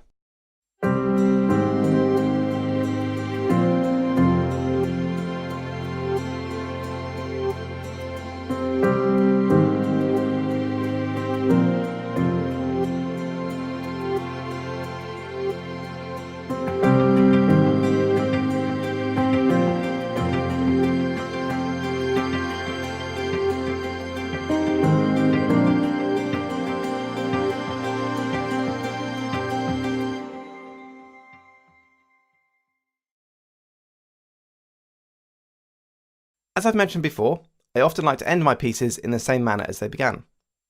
Here I've done the same, copying the piano chords from the beginning and tagging them on to the end. I've carried on the shaker pattern from the previous section into the ending though, helping to add some cohesiveness between the two sections. So let's take a listen to the whole piece, this time with the notation.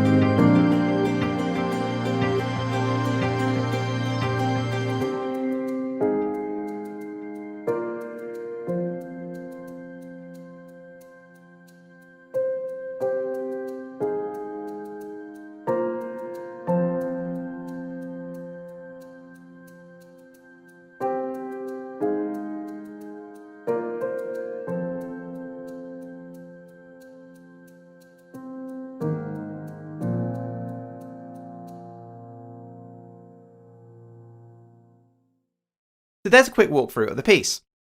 As previously mentioned, it's been inspired by composers such as Thomas Newman, not only in its harmony, but also in the instrumentation as well, particularly with the piano, strings, guitars and dulcimer.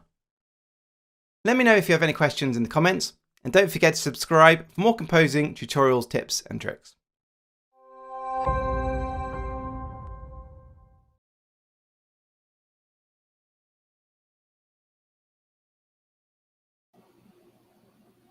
Oh, fantastic tips. Yeah. Well broken down. Well, yeah, I'm looking at his breakdown on his steps, and they're pretty logical. Like first, you start with that chord progression approach. Decide on the instruments you're going to use, which I loved when he had that mandolin. It was the perfect flavor. It almost gave it a tick-tock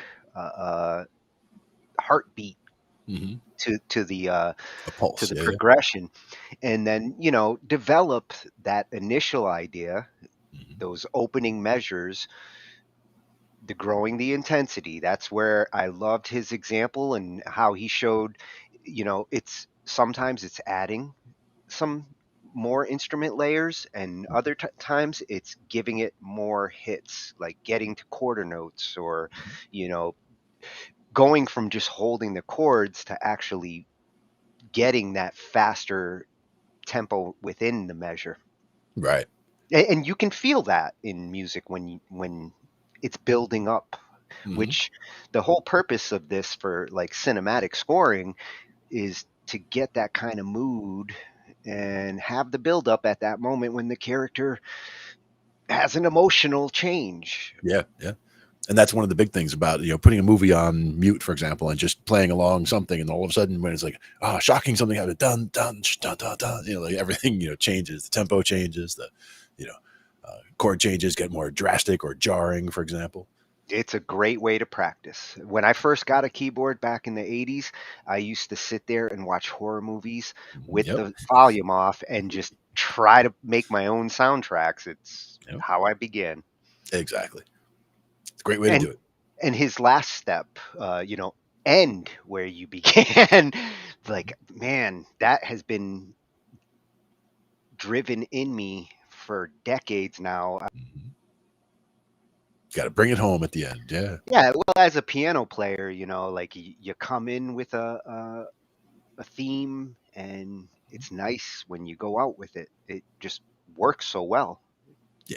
It's hard for me sometimes to get out of that pattern. Indeed. A lot of good stuff in there. Yeah, the Composing Academy. Mm-hmm. The name says it all. Perfect stop for composing evening. Yeah, at Looking at the Composing difference. Academy 8270. Mm-hmm. Nice. Yeah, And I think, that's a freshie. yeah, fresh one. And then we go on to songwriting. Well, yes, and here we're comparing the composer to the songwriter, which again, sometimes you're both, and sometimes you think you're one, and you're actually the other. And it's good to differentiate like what a songwriter does versus what a composer does. I mean, we've seen some examples of what a composer does so far, and you notice the bleed through from arranger. Like, composers technically have to have arranging skills because they do some arranging as they're doing their composing. They do instrumentation. They use some of those skills over in the composing. And I think the same is going to be true here. Composing and songwriting go hand in hand. Yep. The buckets are not all mutually exclusive, but there are things that you would focus on as a composer versus things that you would focus on as an arranger, that kind of thing. But there is definitely spillover for sure. It's good to appreciate, both sides of that skill. Yeah, absolutely. Absolutely. This one, and to go with our last video, again, we're looking at film and music for visual, a mood. Mm-hmm. And this one's at Film Music Mentor. Another freshie. Nice. And this one focuses on the surprising enemy of good songwriting. No, this is the difference between a composer and a songwriter. Oh, sorry, I'm one ahead of you. Yeah, that's our next in the wrong place. Sneak peek, everybody. Difference between a composer and a songwriter. Hi, this is Film Music Mentor, and today's topic, the difference between songwriters and composers.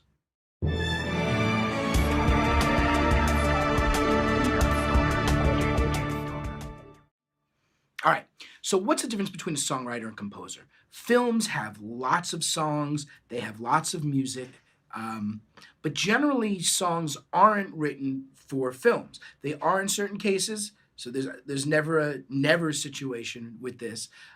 Certainly like a film musical like Beauty and the Beast or Frozen or something like that, obviously songs are written for that. And occasionally songs are written for credits like Despicable Me, things like that. The majority of songs that are used in films are licensed.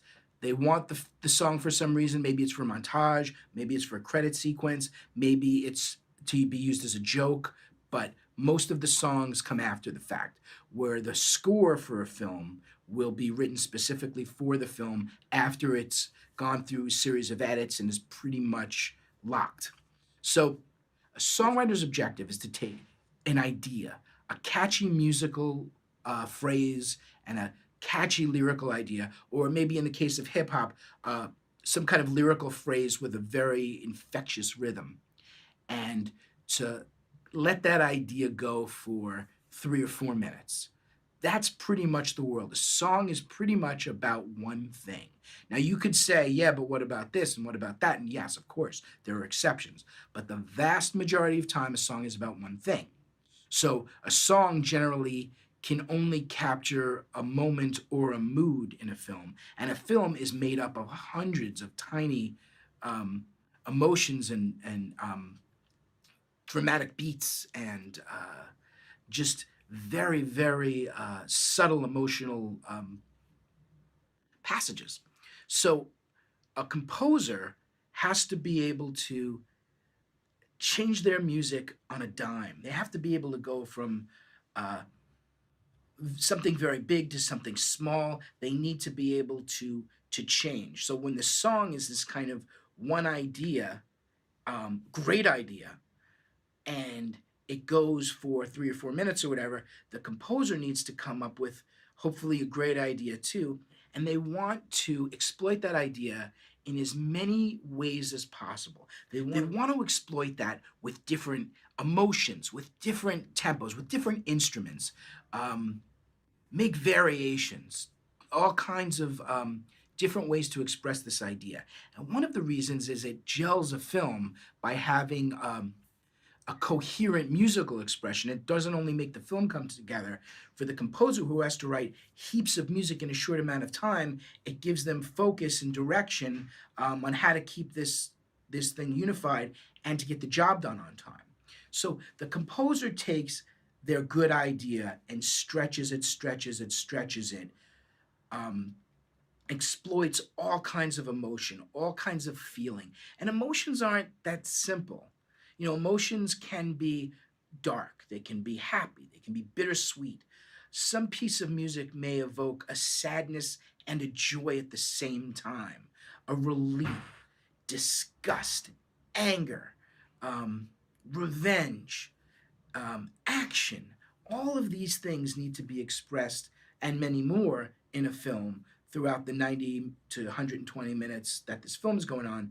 So when you look at songs, you have to have a lot of songs to cover that. And generally, that's not an approach that works. The vast majority of music that's in a film is instrumental music generated by a composer, sometimes licensed. So basically the difference between the songwriter and the composer is that the songwriter wants to create this tiny, tiny world of one idea, one feeling, one thought, and express it for 3 to 5 minutes. The composer wants to come up with this great idea, the theme for your film, your TV show, and exploit it emotionally, musically, in every way imaginable that provides value to the film. And it's a different skill set. Generally, composers are classically trained. They need to be trained because you don't just show up into the world knowing how to compose music. You have to learn it, whether you're learning it by listening and self-teaching through listening to the work of others and studying it, or you go to a university or a college or any kind of study. The musician needs to be trained in some way in order to be able to be a composer. Songwriters, they can sometimes get by knowing very little. Some of them know a lot. I mean, composer and the songwriter, they're different beasts. And though there's some crossover, like Trevor Rabin, who was the guitarist in the progressive rock band Yes, became a wonderful film composer. Mark Mothersbaugh from Devo, I don't know if you remember Devo, but they were big in the 80s. He's become a top film composer, and he's fantastic. He does A-list films, but there's basically two different skill sets. And the reason I'm bringing this up is, if someone writes a song you like and you think, hey, that'll be good in my film, that doesn't mean that they'll be able to score your film. Now, they may want to score your film, but generally what happens when a songwriter writes music for a film, every music cue tends to sound like the introduction to a song. And a song tends to have a steadiness to it, a groove, where film music has to be very light on its feet, be able to change in a millisecond from one kind of energy to another. So composers are very skilled at doing that, bringing to a climax, bringing it down, adding in, removing, just at a second's notice when the action changes on screen, and we want to keep that tension in the music. So it's just important to know that a composer has a certain skill set. Also, writing music for the voice is different than writing music instrumentally. So if you have a songwriter that primarily writes music by singing and accompanying themselves, that's not really a good technique to write instrumental music. Not that you need to get into all of that, but just to be aware that a songwriter may not have the chops or the technique to write a score. They may not have the equipment to produce the music. Now, a songwriter that also produces music might. And again, it all depends, but there is a difference in terms of the goal for a songwriter and the goal for a composer, and they're different. All right.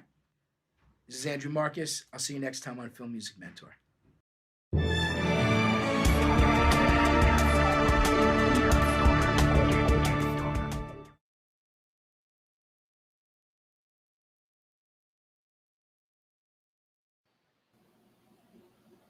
Oh, he's All right. he's got a good outro soundtrack too.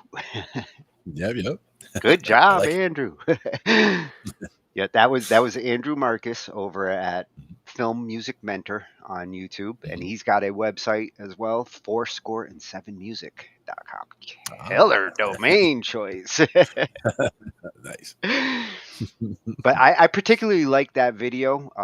Reason why I chose it was because his emphasis on, the difference in composing when it comes to film or television, and whether you're scoring it or you're writing a song for it. Like, a lot of times now you see in the credits they play a song, at Right. the end of the movie, and that song becomes a huge hit because the movie.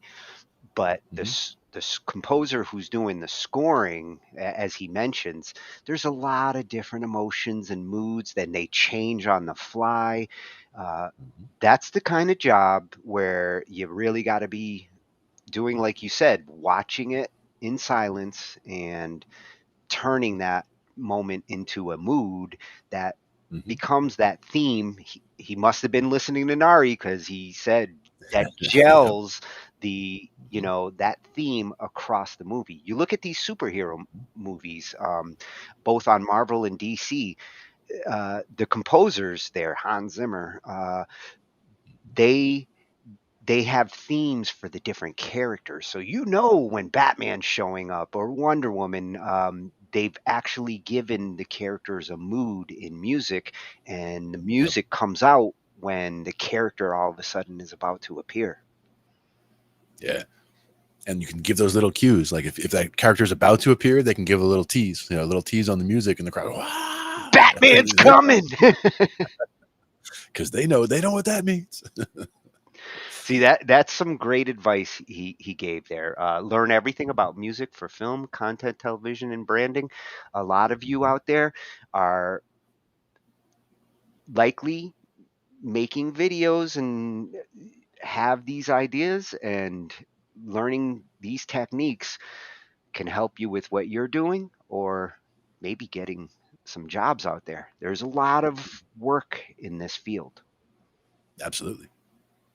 A lot of movies being made, a lot of television, a lot of videos that need music behind them, or just scoring or whatever. Yeah, he didn't even get into the gaming side, which is the biggest chunk of work, and themes and moods. With gaming, you notice that, like, they use music in little fragments, so that way, depending what you're doing in the game, the music builds up, and they take the theme and intensify it.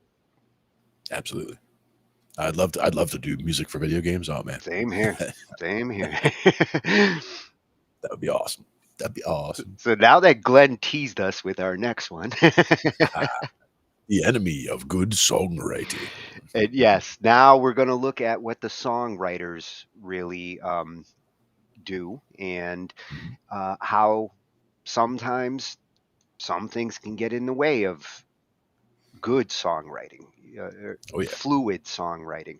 And this channel, we've looked at them a couple of times. We had a songwriting night when you were out one night, and I love this channel. The two of them have such a great dynamic. Their tips are incredible, and they really fire you up to want to go right. Excellent. I've been going through all this good things. channel. Yeah. It's at HTWS on YouTube. They condensed it down. Nice. 4 letters. Gotta love it. Bring it down to nice and easy. And this one is the surprising enemy of good songwriting. Yeah, avoid some of these. Avoid all of these.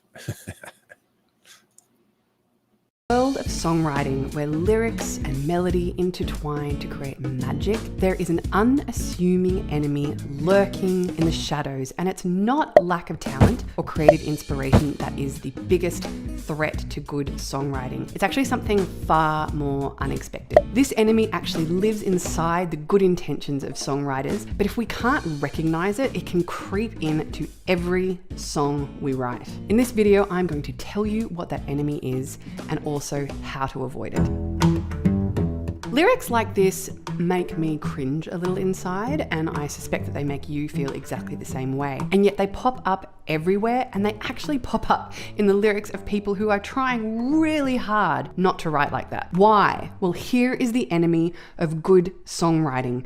In the very noble intentions of songwriters to write songs that are universally relatable, the enemy is that we mistake universal for generic. Something that is universal is not the same thing as something that is generic. And in the attempt to write something that appeals to lots and lots of people, the mistake is to strip your lyrics of everything that actually makes them personal and therefore relatable. Universal ideas are experiences and emotions that are shared by lots of people. And the feeling when you hear a song like that is you deeply feel like, oh, me too. Like that's exactly what it was like. That's exactly how it felt. And here is the paradox of great songwriting. And of course, I am specifically talking about lyric writing here. The paradox is, in order to successfully create that connection for our listeners, we do not want to strip our lyrics of all the idiosyncrasies and all the specifics that make that idea and experience and emotion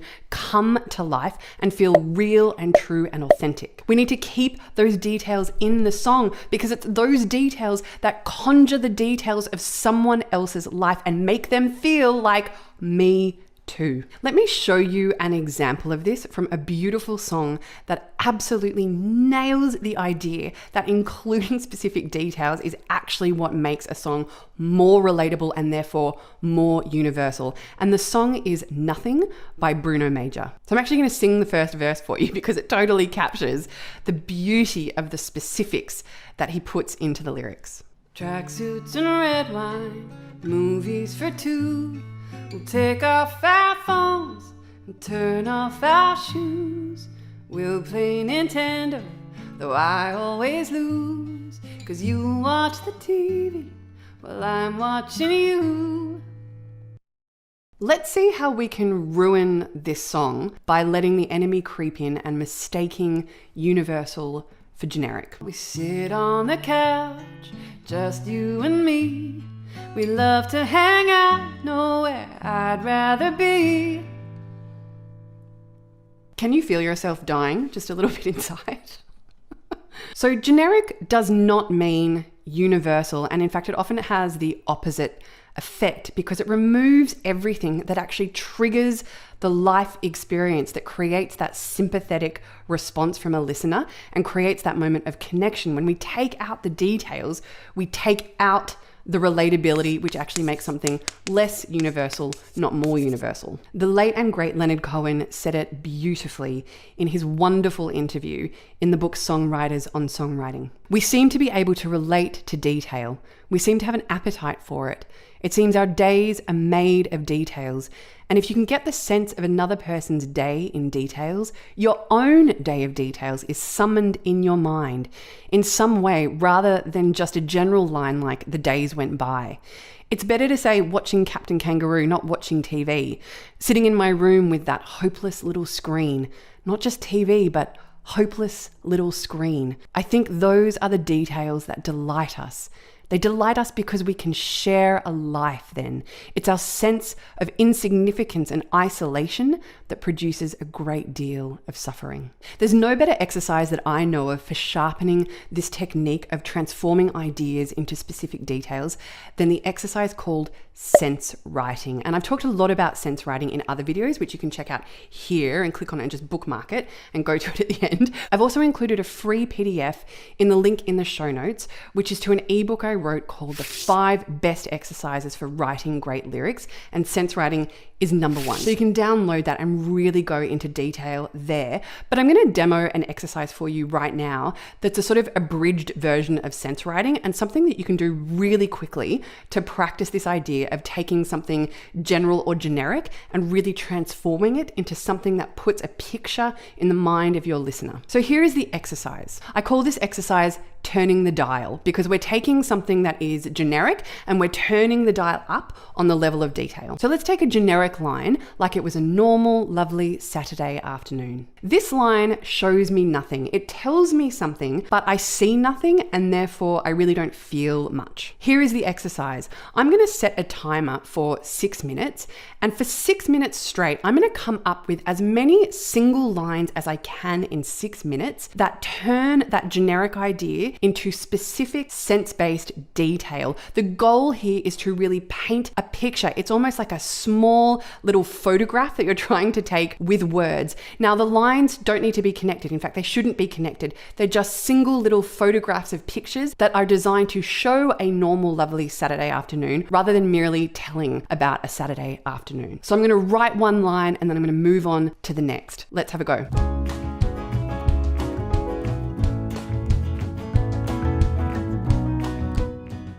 All of these lines do such a lovely job of really painting a picture, and it invites you into the world that I'm creating. Now, it's not that I'm going to use all of these lines. It's not even if I wanted to use one of the lines that I would literally use the whole image. I can extract images out of it that really work hard to paint the picture. Let me show you this in action in another song. This is the lyric to the song Dearly Departed Friend by the American country bluegrass Americana band Old Crow Medicine Show. Now, this is the second verse to their song, and their whole song is full of all kinds of incredible details that really draw us into the story. But I really want to show you this verse because it's related to the exercise we just did. So let's check this out. Barbecue grills and lawnmowers, kids on four-wheelers and ice cream trucks. Yeah, they buried you on a Saturday. Georgia lost to Tennessee. You would have liked that, I know. Afterwards, we went to O'Charlie's. Your mama's boyfriend got drunk, saying it should have been me.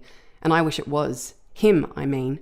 So I went home, got drunk, and watched the TV. Can you see here how the songwriters are actually painting the picture of a normal Saturday? Now, this song is not about a normal Saturday. This song is about attending the funeral of a friend, but it's actually the specificity of the imagery they're using to paint the image of a Saturday kind of just rolling on as normal out there, while actually the singer is experiencing a day that is unlike any other Saturday they've experienced. That really creates the emotion through the contrast of those two experiences. The normal Saturday out there and the funeral happening in the world of the songwriter. One little caveat that I want to put on the idea of including details into your song lyrics is we're not really talking about adding ornamentation onto your lyrics. I'm not talking about shoving in as many adjectives and adverbs as you can. In fact, adjectives and adverbs tend to also be enemies of good songwriting and good communication, but the importance of nouns and verbs cannot be overstated. I love this quote from the Stephen King book on writing. Stephen King here is talking about descriptive detail, and he says, "For me, good description usually consists of a few well-chosen details that will stand in for everything else." In that Bruno Major song, Tracksuits, Red Wine, and Movies for Two is just so beautiful. It tells us so much. It tells us about their relationship. It tells us about their age. It tells us about their level of comfort and intimacy with each other. It tells us that it's something romantic, but shows us the details of that, but not too many details. The inclusion of the playing Nintendo is so charming in that song. And again, it kind of tells us something really charmingly quirky and creates that sense of relatability. One thing I would love you to notice, however, in that verse is the almost total absence of adjectives and adverbs. So don't rely on adjectives and adverbs to do this job, but also understand that not every line of lyric needs to be dripping in the diamond dust of detail. Really look at your song lyrics and aim for 1 to 2 lines per section. And mostly here we're talking about verses, not even choruses. Choruses can do whatever they want to do. But in the verses where your job is to really paint the world of the song and draw us in to the who, when, where, and what of the song, really aim for 1 or 2 lines that use a few key specific images, mostly nouns and verbs, that do a lot and really help us enter the world of your song and connect with you and your experience of the world. If there are songs whose lyrics you absolutely love that do this in a really beautiful way, please let us know in the comments. And if you want to dive more deeply into sense writing, you can check out this video right here. Happy writing, guys. I'll see you next time. Oh, you see why I've been hooked on this channel since I found it? I can indeed. Lots of good stuff there for sure. And so many good tips. You know, the way she finalized it all and was saying, you know, don't get carried away with adjectives and adverbs. It's so true. Like it's like book writing, writing in that sense. How you are descriptive without being overly descriptive with the adjectives and the adverbs. Same applies to songwriting, more so because you have less space to work with. Well, and the sense writing makes so much sense to me as well, because so many times just thinking about a scene or thinking about something that you want to write about, thinking about it from the aspects of sense.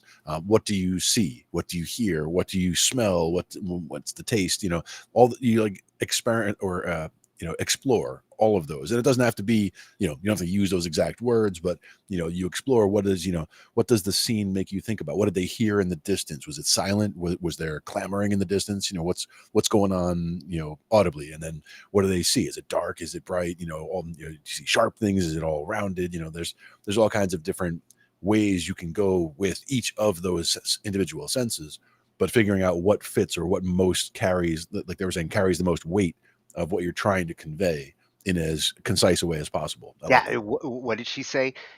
Paint the picture. You know, that's what you're doing there. You're painting the picture. Now sense it and portray it. Yep. And even if you don't use each of those, using that little experiment she was talking about there, take that 6 minutes and write out the individual lines, and each of those lines could just be enough to kind of set you into that whole scene and allow you to see it from another perspective. So take a line you came up with about something about the way it looks, and now add the sound component to that scene, or the way it sounded. You know, you see a line that you wrote about how it sounded. You don't want to use that line, but take that image that you had of how it sounded and what did it look like, you know, and put the visual component to it. So you can kind of go a number of different ways with it to try to come up with good ways to really convey what you're trying to convey, whether it's a visual or whether it's an audio thing you're trying and if you get really creative, you can take something that might have been a visual and make an analogy to it that represents a sound, or vice versa. Exactly. Connecting them in a synesthetic kind of way. I think the best thing she hit on was right at the beginning when she was talking about, you know, try to be universal and not generic. Exactly. That was really what got me wanting to put this video up. Was that's such an important message that, like, I'm constantly trying to tell those who are trying to write and bounce them off me not to get so generic. Like, love is a universal theme, but like every love song that I get thrown at me, oh, can I write to this?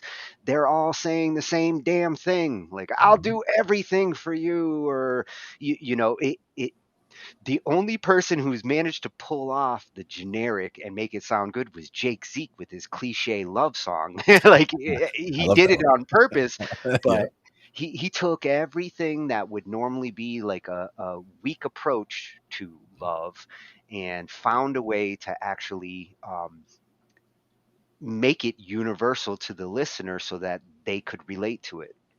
And merge it all together. Yeah. I love the way he did that. That was another good songwriting exercise. Yeah. And that's what's cool about this channel. You'll just about every video you'll watch, she will give you like a useful exercise or approach that will help you. Indeed. Like the channel, and I like the stuff. Very good information there. Yep. At HTWS on YouTube. And they do have a Patreon /How to Write Songs. Check them out. They are worthy of support. Absolutely. And I think next we're going to see about the samurai guitarist. Yes. Oh, you I told me knew it they were was gonna gonna get happen. I must have reset. There he is. It could just be that it took too long. Yeah. At some point they will all reset at some point. Well, there's always an asshole in the bunch. Yeah. But it's not him. No. Samurai Sensei is awesome, and we've had him on, for some guitar nights and showing like some of the craziest guitars out there. He's got all sorts of different series of videos, but this one, since we were covering songwriting, and after going through this one, the tips in here more out of the box compared to like other songwriting videos that I've come across, and everything is useful advice when you're trying to come up with that approach. Mm-hmm. Nice. Yeah, this one is about subtle aspects of great songwriting. Everyone, and welcome back to another Sensei series. Today we are looking at 9 subtle aspects of great songwriting. I'm a firm believer in the idea that great songs are rarely written, rather they are rewritten. The first draft is almost never the final copy and often requires significant polishing. The things we're looking at today are those small refining touches that can go neglected. I should note that while I have my specific musical biases, these things should apply no matter what genre you play. And keep in mind, at the end of the day, listen to what the song and your intuition is telling you. Links to individual tips in the description. Let's dive in. Number 1, pay close attention to what vowels are held out. As a non-singing guitarist, it took me a little while to figure out the difference between a clunky lyric and one that rolled off the tongue. A big aspect of this is which vowel sounds we decide to draw out. For example, imagine this simple lyric. Oh baby, you know that I love you. All the vowels that I dramatically held out are pleasing on the ear and easy to sing, compared to say these vowel sounds. I see you at the end of the day. O's, ahs, and oohs often sing better than e, a, and is. Number 2, syllable placement. Like I mentioned in our last point, a listener will be more engaged in a lyric if it sounds natural and flows with ease. If we're stressing syllables that should be unstressed, we're going to run into some trouble. It's the difference between saying syllable and syllable. Take for example the lyric Friday night and you're sitting there. Focusing on just the rhythm, it would feel very unnatural to sing it as such. Friday night and you're sitting there. Instead, it'll sound much better like this. Friday night and you're sitting there. I would recommend you take some time to talk through your lyrics. Record yourself speaking them as if they were poetry. Your dictation will make it clear where those natural stresses are. Number 3, chord motion. We're moving into some harmonic stuff here. Now, a tool to maintain interest throughout your song is by invoking change, making things feel like they are moving forward and different in some way or another. There are a few ways we can do this using chords. One thing I like to do is focus my different sections of songs, verse, chorus, pre-chorus, for example, around different chords. If I'm in the key of C, I have the chords C, D minor, E minor, F, G, A minor, and B minor 7 flat 5 available to me. If you need a refresher on how I came up with that, check out my video on musical theory. The first chord of your section often sets the mood for it. So for my verses, my progression might start on a C chord, my pre-choruses a D minor, and my choruses an F. Let's hear what that might sound like.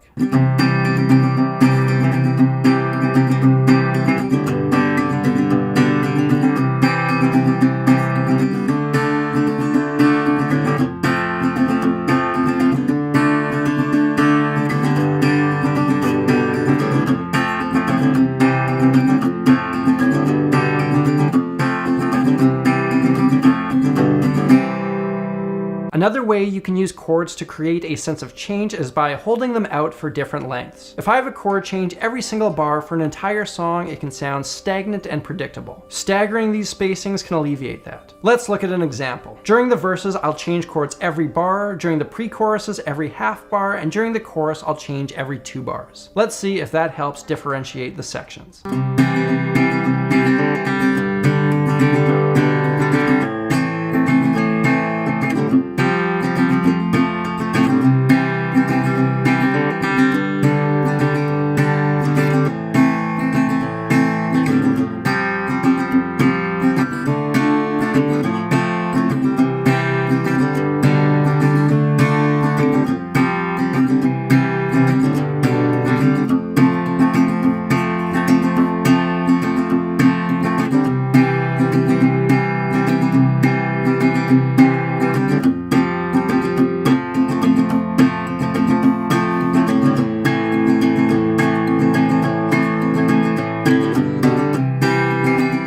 course, you can find many songs that don't take this into account. There's no inherent flaw in a song that repeats the same progression with the same spacing. Instead, this is just something to be aware of. Number 4, melody start and end points. Once you have a decent concept for your melody, I would highly recommend you write it out using standard notation or figure out how to play it on an instrument. Look at which notes you are starting and ending your phrases on. Generally speaking, they'll be the ones with more musical weight on them and thus will stand out more. If you're starting and ending in the same places every time, your melody can sound repetitive and boring. At the same time, you want to be aware of where the melody sits rhythmically speaking. If it begins and ends on the same beat every phrase, you'll face the same issue. Number 5, lyrical spotlights. Certain places in music will carry more emphasis. Imagine a metaphorical spotlight shining on those spots. We want to try and place the more important words of our lyrics in those spots. For example, say I have the line, "The greatest thing in this world is the love I have for you." The words greatest, world, love, and you are the most important ones in delivering our message. So it makes sense that we put those words in places of emphasis like this. The greatest thing in this world is the love I have for you. Emphasizing the words of less value takes away from our message. For example, the greatest thing in this world is the love I have for you. I'm over exaggerating, but you get the point. Number 6, pronoun consistency. At the beginning of a song, we establish a relationship between us and the listener based on which pronouns we use. Is the narrator the subject of this song addressing an audience? In which case a lyric would go, "I think you're great." Am I maybe singing about someone else? In which case it would be, "I think he is great." Or maybe I'm taking an omnipresent view where I'm singing about other people. "He thinks she is great." Whatever it is, it's important to maintain consistency. There's no better way to confuse a listener than by switching pronouns mid-song. Moving on, number 7, tense consistency. We want to maintain some sort of coherency with our verb tenses. If part of my song is in the past and another part is in the future, that should be done as a creative device. Let's look at a bad example where our verbs are a mess. Coming home wasn't the same anymore. The house will be cold, it'll echo in the dark. And though your clothes still fill the dresser drawers, you didn't come back to fill my heart. We are all over the space-time continuum here for no apparent reason. Let's try fixing it. Coming home ain't the same no more. The house is cold, it echoes in the dark.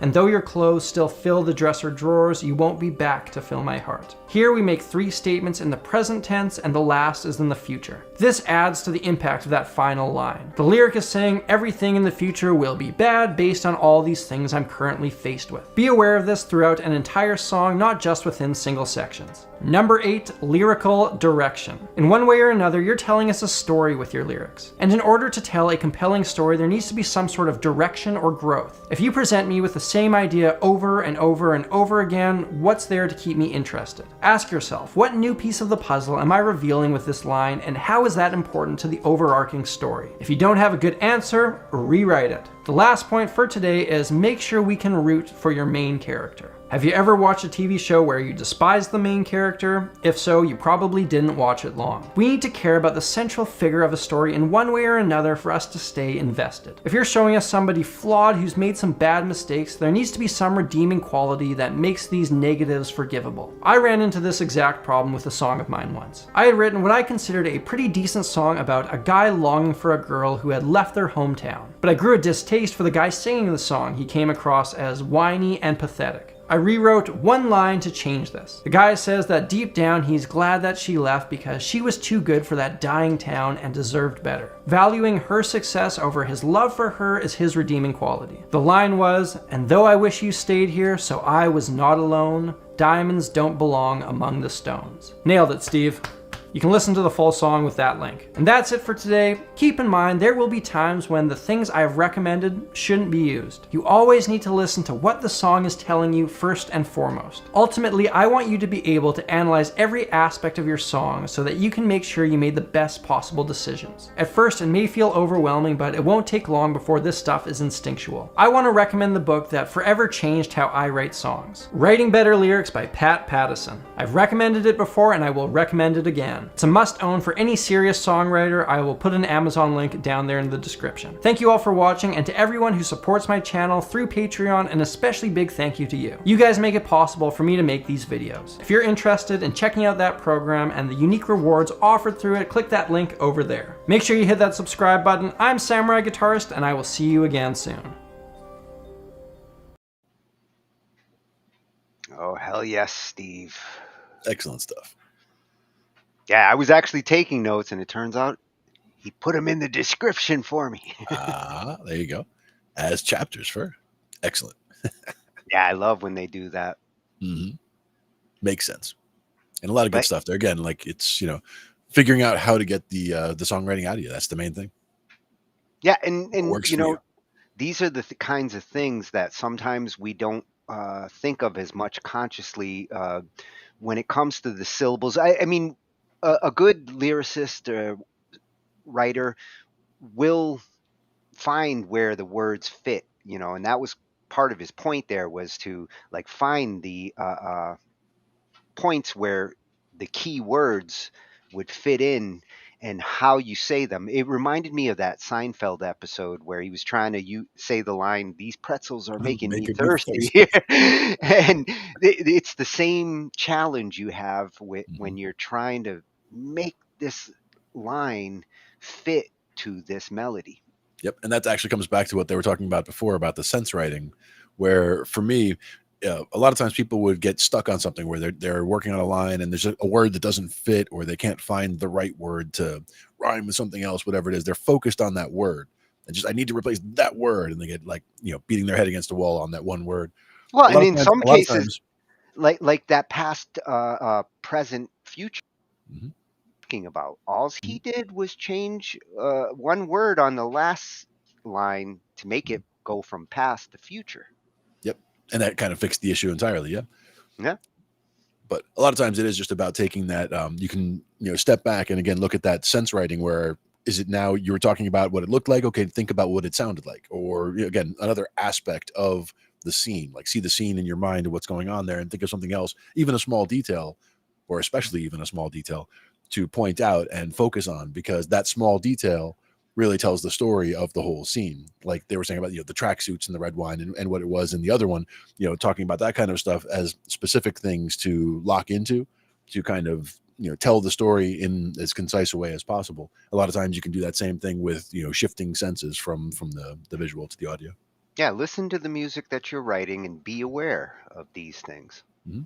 And put yourself into the scene rather than, if you get stuck, rather than focusing on what word you're trying to fix, kind of back out and see the scene that you're setting up and maybe see a different aspect of the scene to look at for that line. You can replace that entire line with an entirely different thing that's still relatable to that whole scene. It still helps to paint that picture of what's specifically going on there. Yeah, look at it from the outside in. Mm-hmm. Yep. Or a different character's perspective even.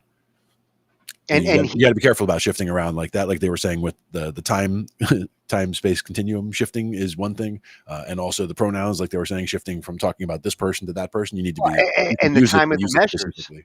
The time of the measures, like he brought in a little bit of arranging skills to decide, like, I'm gonna do 2 measures this chord, half a 1 measure this chord, or half a measure. How you approach the timing on those chords will change the flow of the mood. Absolutely. And you could really hear it as he did that. You could hear the difference and how it lent itself to what he was trying to put into it. Mm-hmm. Exactly. Excellent stuff there. Yeah.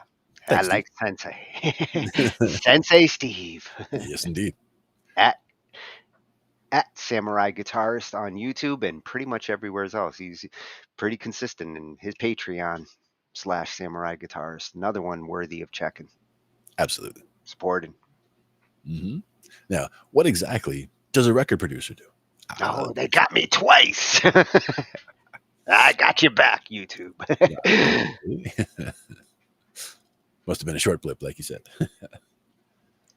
But the second one from the same page, but good stuff here. Well, and this is a question that I've asked myself and have wondered from all the producers that, like, nowadays it seems like everybody's a producer. Sure. Which makes me start to feel like nobody is.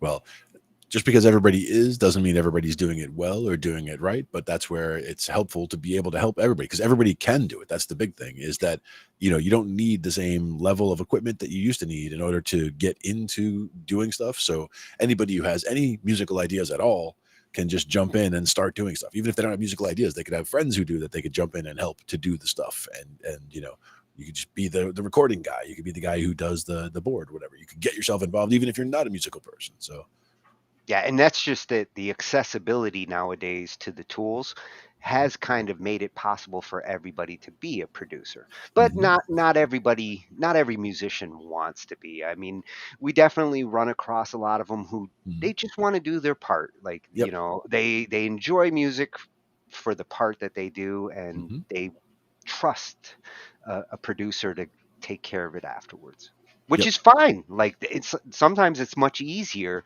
to deal with that scenario than to try to produce somebody who thinks they're their own producer. Like I sometimes trying to produce somebody who already thinks that they produced it, and like, what do you want me to do at that point? Like, hit the button that says record. You want me to just say good job? And sometimes that's the case. If they did a good job, then I can give them that ear and say, hey, yes, nice production. In those cases, it's just, you know, a second ear. Yep.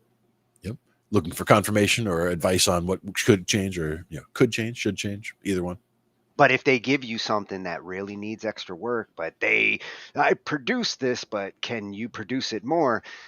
Hopefully you get somebody who's receptive to what you're going to do, and you're not stuck in that situation where they fight you on everything you try to do to it, because, oh my God, you're killing my baby. And that makes producing hard sometimes for producers. One of the hardest is if that person who's feeding you the material, if they're not listening with a good, not listening to you, but listening to the song with the right headphones and speakers, and in this environment and that environment, they might be missing entire areas of the spectrum. Like they're using bad headphones and they're mixing it, and there's just crazy stuff going on in the low end that they're not even aware of. And they send it to you to look at. And then when you send it back, they're like, oh, what did you do? You know, now it's all different than what you sent them, but they didn't even realize that something was out because they weren't looking at the right, the entire spectrum of the song in the first place. And that happens a lot more, with the band lab kind of situation. You might do something, say, hey, I just did it, posted it, check it out. And they listen on something else, and what they hear doesn't sound the same as what you heard when you were producing and mixing it. And it's a lot harder with that scenario than if you were in the studio and you give them the headphones you were just listening to, and they hear it with the same headphones. And they're like, ooh. All of a sudden they can hear everything. But I can see sound. I think the one we're going to do from this channel here today is about what exactly does a record producer do? Yeah, Steve's going to be explaining, the purpose of a record producer. We got a theme going. A lot of Steves tonight. A lot of Steve. Steve's not here, man. But Dave might be later. Dave might be back. He better have the stuff. But what exactly does a record producer do? Hey, friends. Have you ever really wondered what a record producer does? It is kind of confusing. I mean, it isn't really analogous to a movie director. A movie director's role is pretty clear-cut. The movie director is directing the film, directing the actors, telling the cinematographer where to put the camera, telling the lighting person how to light the scene, coaching the actors. That's kind of what movie directors do. But record producer's role isn't clear-cut at all. It depends entirely on the relationship and, the style of the producer, and then the relationship between the producer and the artist or the band. So, I think one of the best stories I ever heard about how this works was told by Billy Joel. And Billy Joel had made a few records that didn't really go anyplace. And then he hooked up with this guy named Phil Ramone. Phil Ramone was a big deal. He had produced Paul Simon and a lot of people, and he made a lot of great records. But he's producing what turned out to be Billy Joel's The Stranger album. Billy Joel shows up at the session with his band, and Phil Ramone, they say their hellos, and then Phil Ramone says to the band, why don't you run down some of the tunes? So they play the tunes, and then Phil Ramone says to the bass player, bass player guy, I like what you're doing. It's really good. But, you know, I think if you did this, you know, maybe held that note a little longer. Okay, drummer guy, I like what you're doing, but I think you got to use more tom-toms. You got to open this up a little bit more. Give it some more space. I'm just making up the thing. But he tells each of the musicians how to tweak what they're doing, right? And Billy Joel said, and then I understood what a record producer could do for me. Because they all knew the tunes before they got into the studio. But with Phil Ramone's, with his guidance, he tweaked it and made it just more better. He made the song better than Billy, who was super talented, but better than Billy could do on his own. And it was true. He made a great record. It was a huge record, sold gazillions of records.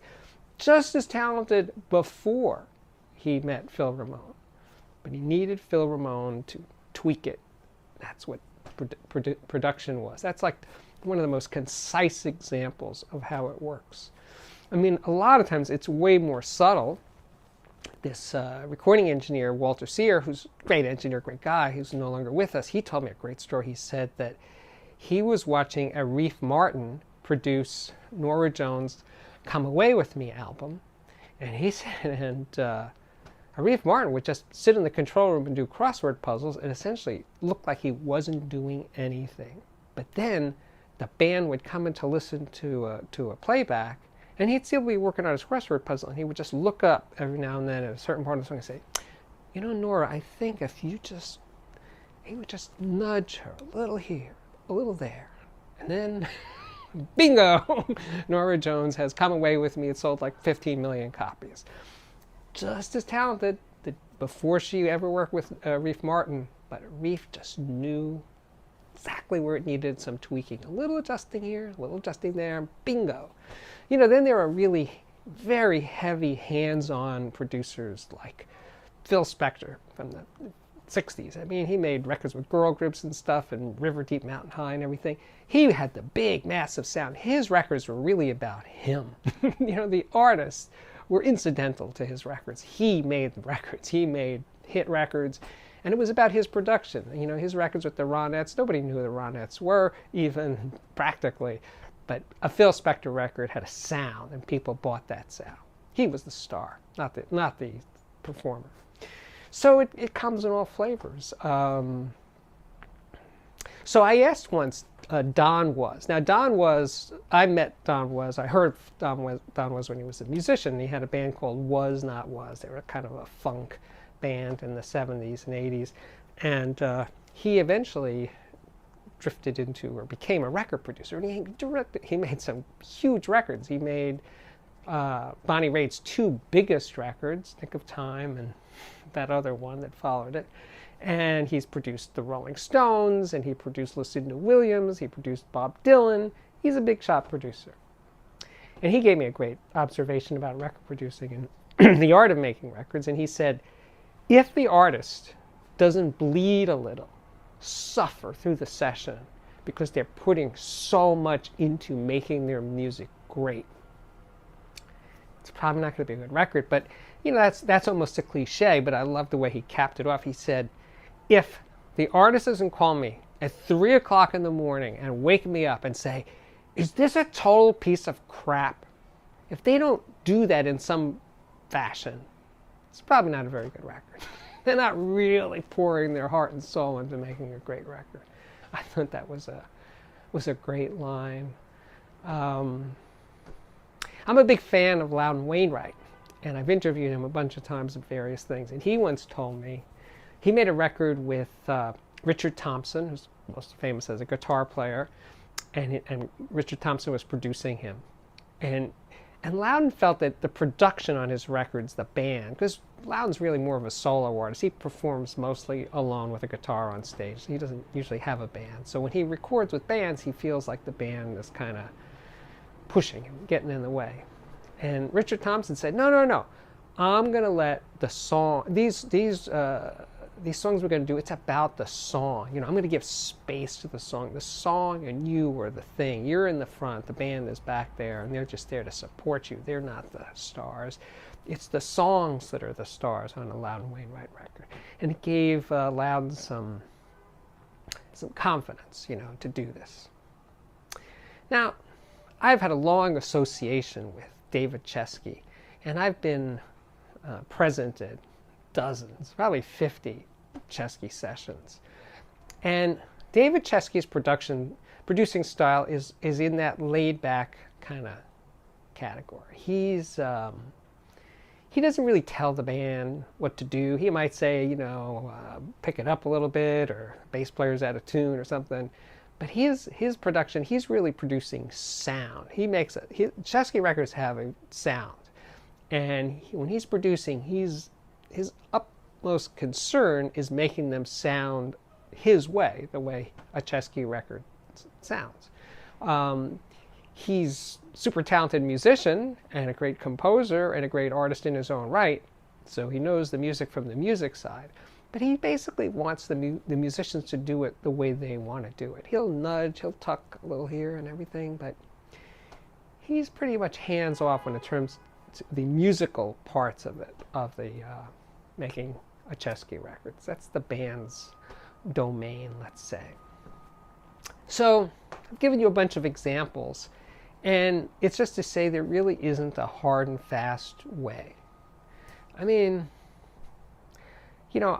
in Jeff Emmerich's book, the Beatles recording engineer, for a long time, he revealed that I knew something I didn't know about. George Martin, their producer's thing was he was helping them. He was really guiding them. And Beatles would not have gone nearly as far if they didn't have a producer as amazing and as knowledgeable as George Martin. He didn't do much in the early days of the Beatles records because they were just playing like they would play live. There wasn't a lot. They were just capturing essentially their kind of live performance in a studio. But by the time they get to, Rubber Soul and Revolver, and there's more production and more sound things going on, George Martin really was amazing. And he was a classical composer, engineer and producer. He knew that music. He is a super deep guy when it comes to music, and he could help John and Paul counterpoint and tweak them. And Jeff Emmerich revealed in the book that sometimes after the Beatles went home, George Martin would go in and fix parts, like on a keyboard part that, let's say, John played, and John was kind of clumsy on the piano. George Martin would just go in and re-record that part and play the part himself. So he was literally hands-on on some of those early Beatles records. Now, of course, by the time the Beatles get to Sgt. Pepper, they're super famous and super powerful, and their power relationship had changed, because where before George Martin was kind of their boss, now they were basically, the Beatles were George Martin's boss, and he was there to serve them. He wasn't no longer really in control. So again, these relationships between producer and artists are not locked to any real thing. Again, it's the artist and it's the producer and how they do this dance together to make a record. So I hope that helps your understanding of what exactly it is a record producer does. My name is Steve Guttenberg. I am the Audiophiliac. This is the Audiophiliac Daily Show. Comes up daily. Share it, like it, do all that social media stuff that the kids are into. And if you really, really, really like these things that I do, I would urge you to check out my Patreon page. And you can find it at www.patreon, that's patreon.com/audiophiliac. And see what you see there, and maybe you could kick in $1 or $2 a month to keep this commercial free. Anyway, thank you so much for watching. I'll see you real soon. Bye. Oh, another great one, Steve. Steve was here. At Steve Guttenberg, Audiophiliac on YouTube, and same with patreon.com/audiophiliac. Yep. A good look there. Definitely a record connoisseur. Did you see that record collection behind him? Yes, I did. Good stuff over there for sure. It looked concise. Yep, some good stuff. Now he did bring up a good point that like there are at least two different types of producers that you might deal with. Ones who are like the Rick Rubins that like it's all about their sound and they're trying to make those artists and bands sound their way. Kramer's another good example with that. And then you have those producers who are more hands off and they're more like the arrangers. They look for the parts that need a little bit of nudging or fixing, and they do what they need to do from the back. Yep. A good producer should recognize what they're dealing with and the artist they're dealing with and whether the material needs that high level Rick Rubin sound or just needs a little massage here, like, hey, why don't you kick into the verse a little earlier? Mm-hmm. Yep. And sometimes it's even, just about the sound itself, a little EQ tweak or a little this or a little that, those kinds of things can just make a whole big difference in the way the whole project comes across. Yeah, that's another thing that producers are also sometimes like hand in hand with the engineers, or they are the engineers. Right. Exactly. Being able to have, both hats on at the same time. Yeah, well, no matter what, the producer has to understand that hat, even if they're not the one doing it. Even if they do have a sound guy, they need to tell that sound guy what they're looking for, just like the band does. Right. Or they have a sound guy that has the latitude and knows he has the latitude to, he knows to tweak this and tweak that. And then, in the booth, they give them, they like what they hear. So they're, they know what's going on down there, but they can add, hey, I want to hear more of this, less of that, those sorts of things. But usually, those individual tweaks, like we're doing that, in the booth or between the instruments and the final, the final thing going out. Yeah. When it's done right, the whole workflow just flows. Yeah. Exactly. And like you said, the person who's just sitting there and looks like they're not doing anything, but at the right time, they say, hey, we just need a little bit more of this or a little bit less of that. Like those little tweaks are hugely important to, to the commercial value of things, like what they're talking about there for sure. Well, that if that producer's got their eye on the ball, they know, what the radios or the record sales they know what they're expecting. And that part of the recipe, sometimes they're the ones most aware of it. Yep. Band might want to make a 15-minute song, but smart producer tells them, how about a 7-minute? Cut it down to 305. Make it radio friendly. Yeah. Otherwise, we wouldn't have had Bohemian Rhapsody. Yeah, exactly. Or one of my favorites, Adam Hart Mother from Pink Floyd, 23 minutes. Pink Floyd can get away with it. They're allowed. And now, how about the kind of going back to before, like producer versus engineer versus exec producer, right? Yes. Now we're getting to the back end of like, the song process. And after all the different skills we've looked at, like when the music's done or the music's getting finalized, this is where we're talking engineers, producers, sometimes some of those musicians wearing hats on the back end to master and get things ready for distribution. And this comes from the CEO of Discmaker. He's actually got a multi-part series. We're going to look at the first part, which covers the producer versus engineer versus executive producer. And this one does come from Discmaker's official site over at YouTube at Discmakers. And any old schoolers out there, like this was the distro for the longest time. I mean, now you got DistroKid and these other choices, but these guys kind of set the standard, especially back in the CD days. Mm-hmm. Nice. Yeah, and this one again is producer versus engineer versus executive producer. What's the difference? My name is Tony Van Veen, CEO of Discmakers. As a musician, you've probably heard talk of producer points, something along the line of, as a producer, I want 4 points on that recording. Have you ever wondered, what does that even mean, and how does that work? Well, over the next 3 weeks starting today, I will be diving into that question. I'll explain what points are, how they work, when a producer should get points and whether and when a producer may also be entitled to a songwriter split of your song that they just produced. Today, however, I'm going to start with a basic question.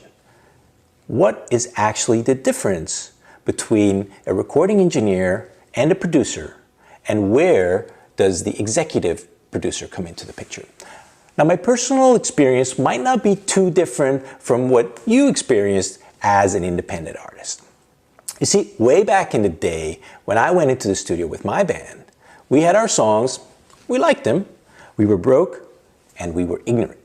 And so the studio came with an engineer, and the engineer ended up recording our album and mixing it. And we took that mix, that master, and we sent it to a pressing plant, and we got our records pressed. And it was fine, but it may not have led to the best sounding album possible. You see, we couldn't afford a producer, and frankly, the thought of a producer never even really crossed our mind. So what's the difference between an engineer and a producer, you ask? Well, the main difference is that while both the producer and the engineer have a healthy understanding of the technical aspects of music production, producers also have an added level of artistic and creative vision to make a recording the best it can be. As such, while many music producers are also good sound engineers don't necessarily make the best producers. Your recording engineer is a technician. They set up the studio and the recording equipment, they operate the soundboard, they operate other equipment during the recording sessions. If you have a producer, the engineer works under the supervision of that producer. Their main job is to use their technical skills to make sure that the producers and the artist's vision come to fruition. They're also often responsible for mixing the recorded tracks. A producer really is the creative leader of a recording session or an album. He or she, but for better or worse in this business, usually he, is in charge of the overall recording, of the sound, of the vibe. And as such, the producer may actually completely rearrange some songs. They'll coach musicians on how to play on a track. They'll help artists pick which songs to put on the album. They'll sometimes mix the recordings, not always. Sometimes the engineer does that. They'll decide the sequence of the album tracks. Maybe they'll even play an instrument or contribute sounds to a recording. In fact, depending on the genre, producers may do less or more. In hip hop, the producer may, create the beat, or in many cases, create the complete musical track that the artist will be rapping over. Heck, if you're somebody like Rick Rubin, a producer may even play psychologist with the band members during the recording session. In short, the producer is a super important creative contributor to the end recording. So what does an exec producer do then? Well, in my experience, while the executive producer can sometimes perform some of the producer functions, they usually have more of a financial and administrative role. They'll oversee the recording budget, they'll hire session players, they'll secure funding for the recording. In other words, on most indie recordings, when you see the credit for exec producer, it's probably the person who paid for the project. So there you have it. Hopefully I've clarified the difference between an engineer, producer, and an exec producer.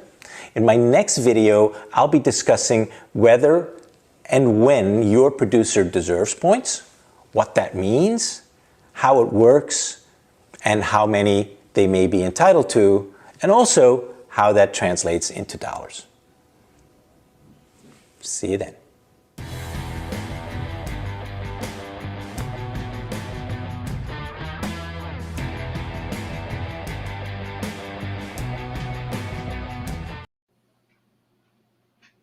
All right, Tony.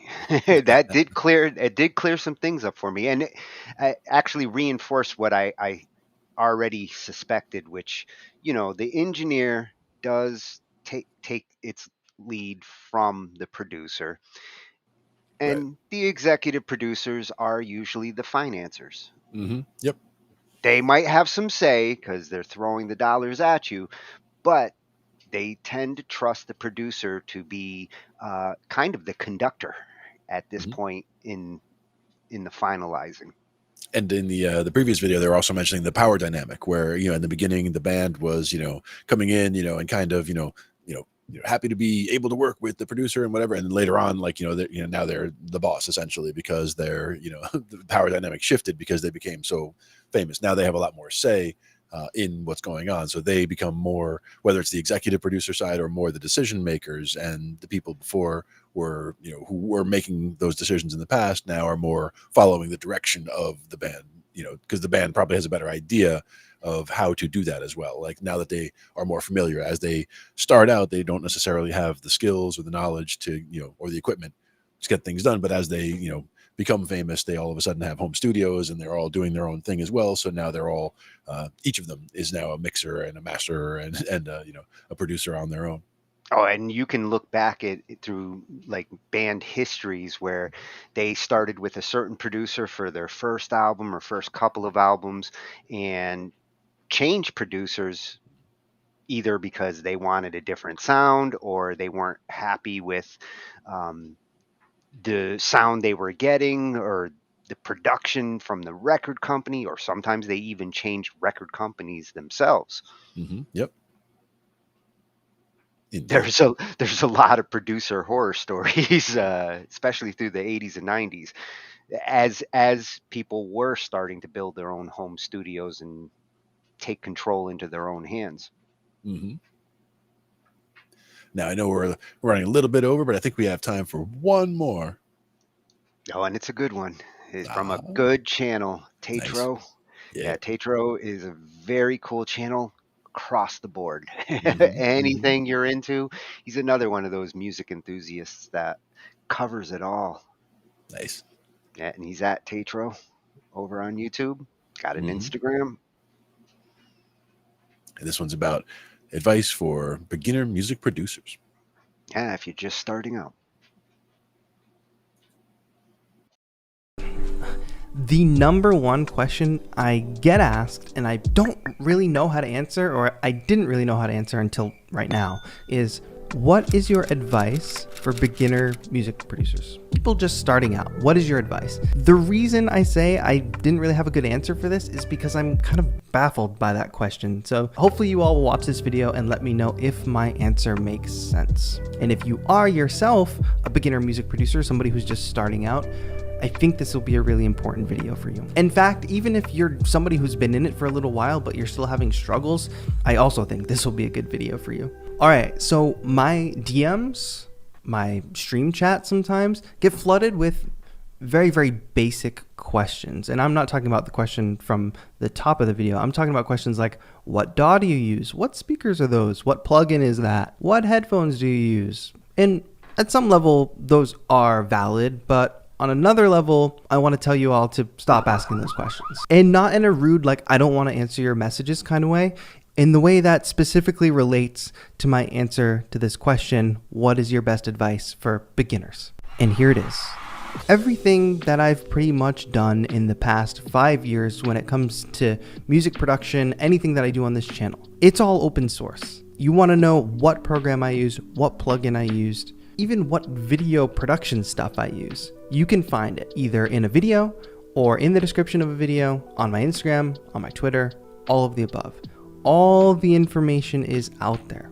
So what beginners need to do, the number one piece of advice, I could say, it's not technical. It has nothing to do with what program you use. It has nothing to do with what gear you get. It has nothing to do with what your social media strategy should be. It has to do with how you solve problems, and how you overcome hurdles, and how you answer every single question that pops up into your brain on your own. This is the number one thing you can learn to progress 1,000 times faster than you will if you are taking those questions out to other people constantly.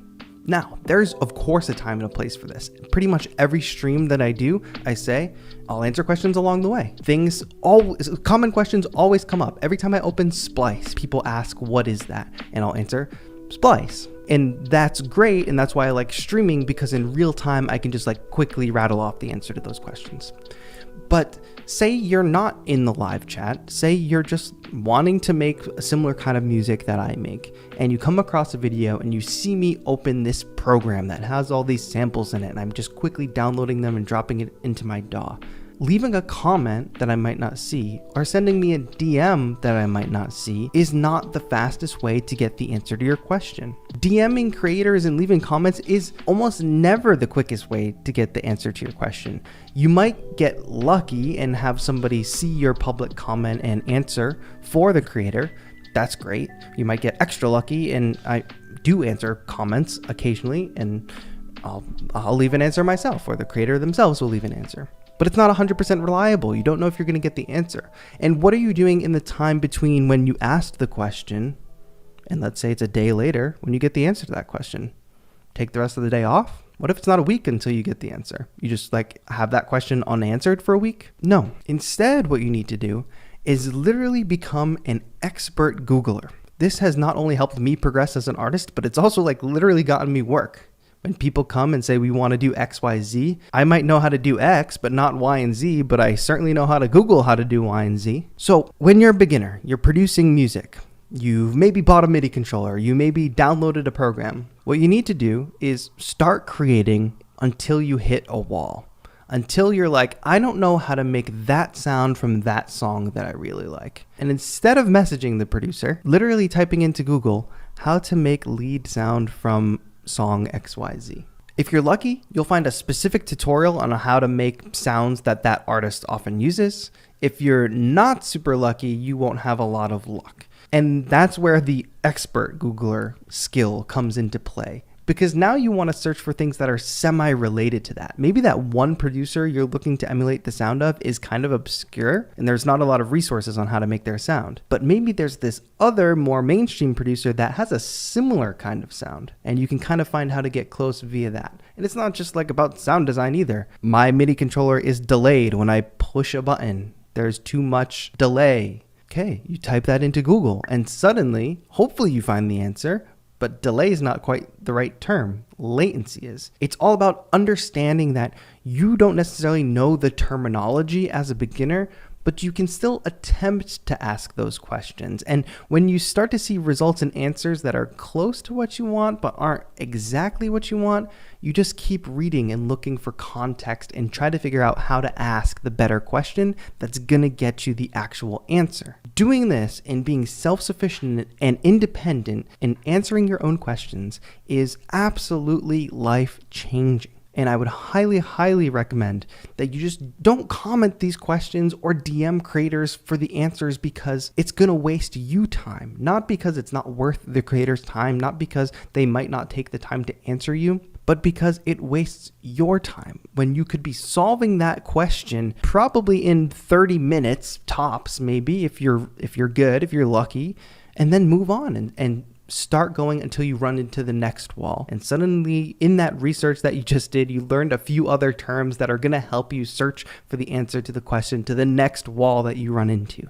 And it's constant. I hit walls still all the time, no matter how long I've been doing this. I hit technical walls all the time. And then there's one other part of this that I want to talk about, which doesn't really have to do with Googling, but it has to do with you inferring things rather than feeling the need to have everything explicitly stated to you. What I mean by this is I have a lot of videos about like the Launchkey Mini or the Akai MPK Mini. And what sometimes can happen is people get really specific with their questions.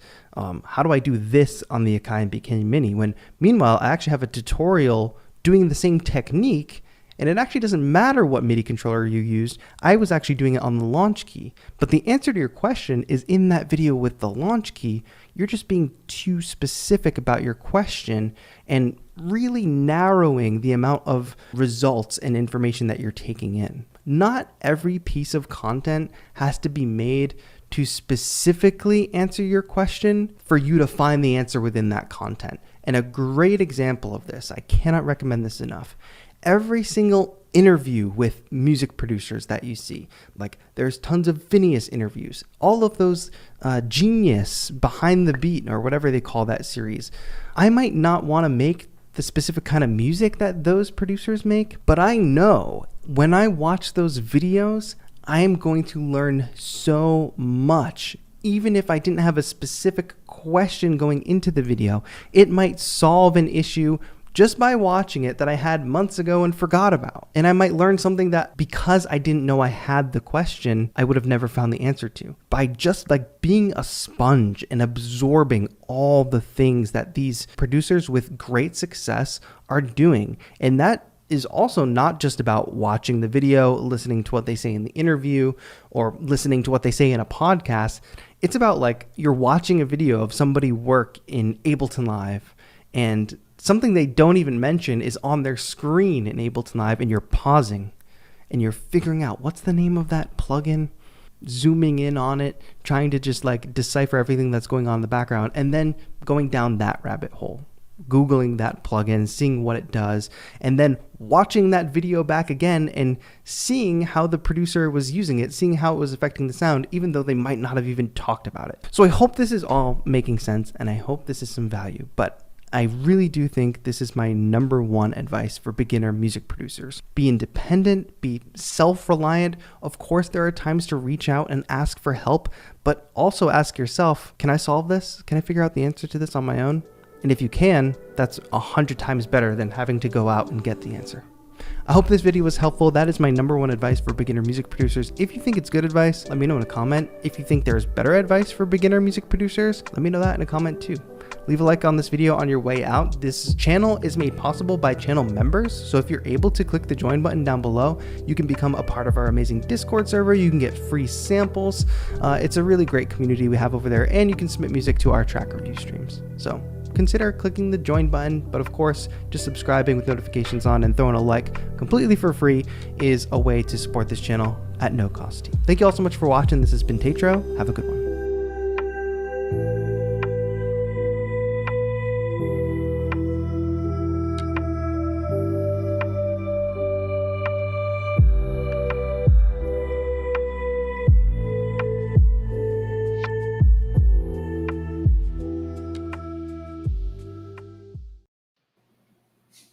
Yeah, Tatro kicks ass. Yeah. And tell me, Glenn, like everything he was saying from the first advice to the last, I was like, this could be Glenn saying it. Yep. I've heard you say these things to people. Yep. Troubleshooting and figuring out, even just understanding the problem and understanding how to search the Google stuff specifically. I mean, being an expert Googler is an awesome skill that everybody should have. And it's something that everyone should investigate everything. Yeah. Now it's starting to apply with being an expert prompter for AI. Yeah, so exactly. you know, learning how to search for your answers to your questions, asking the right way. Don't ask for delay, ask for latency. Yep. Once you realize what you need to ask for, the answers come quicker. Exactly.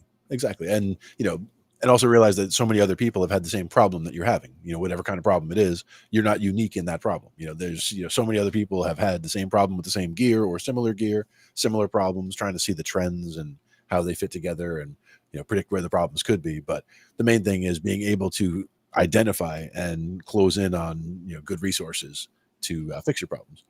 And others that have had it and how they've dealt with it. Like Angie actually just brought in a good one in the chat while we were watching that.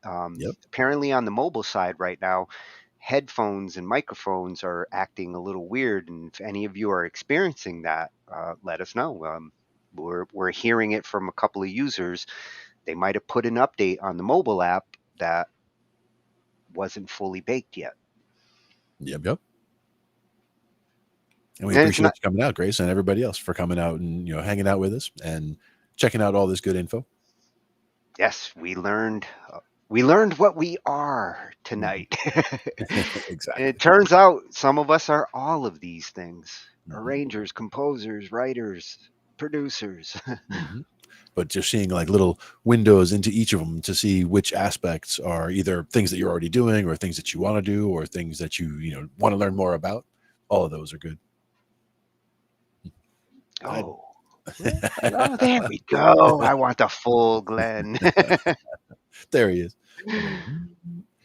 And it is after pumpkin time. So, I mean, it is a little bit late. So we're going to have to call it at this point. But we've had lots of good stuff to go over, new channels for everybody to check out.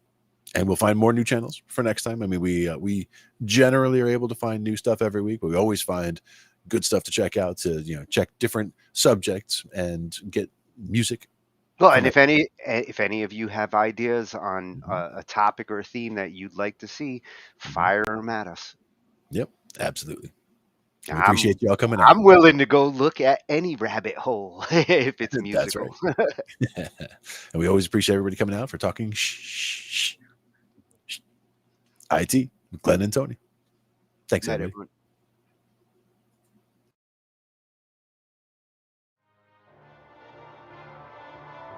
Ambient noise, yeah. So now you're grabbing some band lab clips.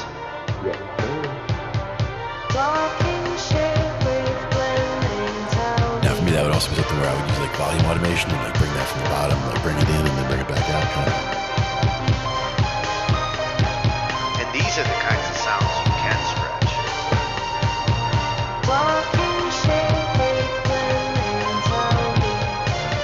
With this AI, like stretching it actually can be cool.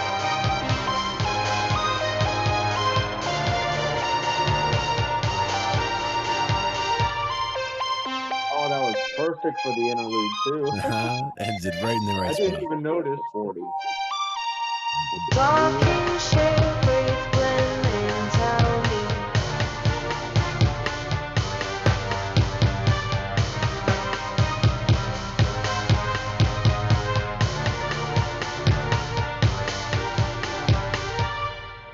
didn't even realize the texture faded out at the interlude until it happened. I'm like, wait a minute. Sometimes you just, it was just meant to be that way.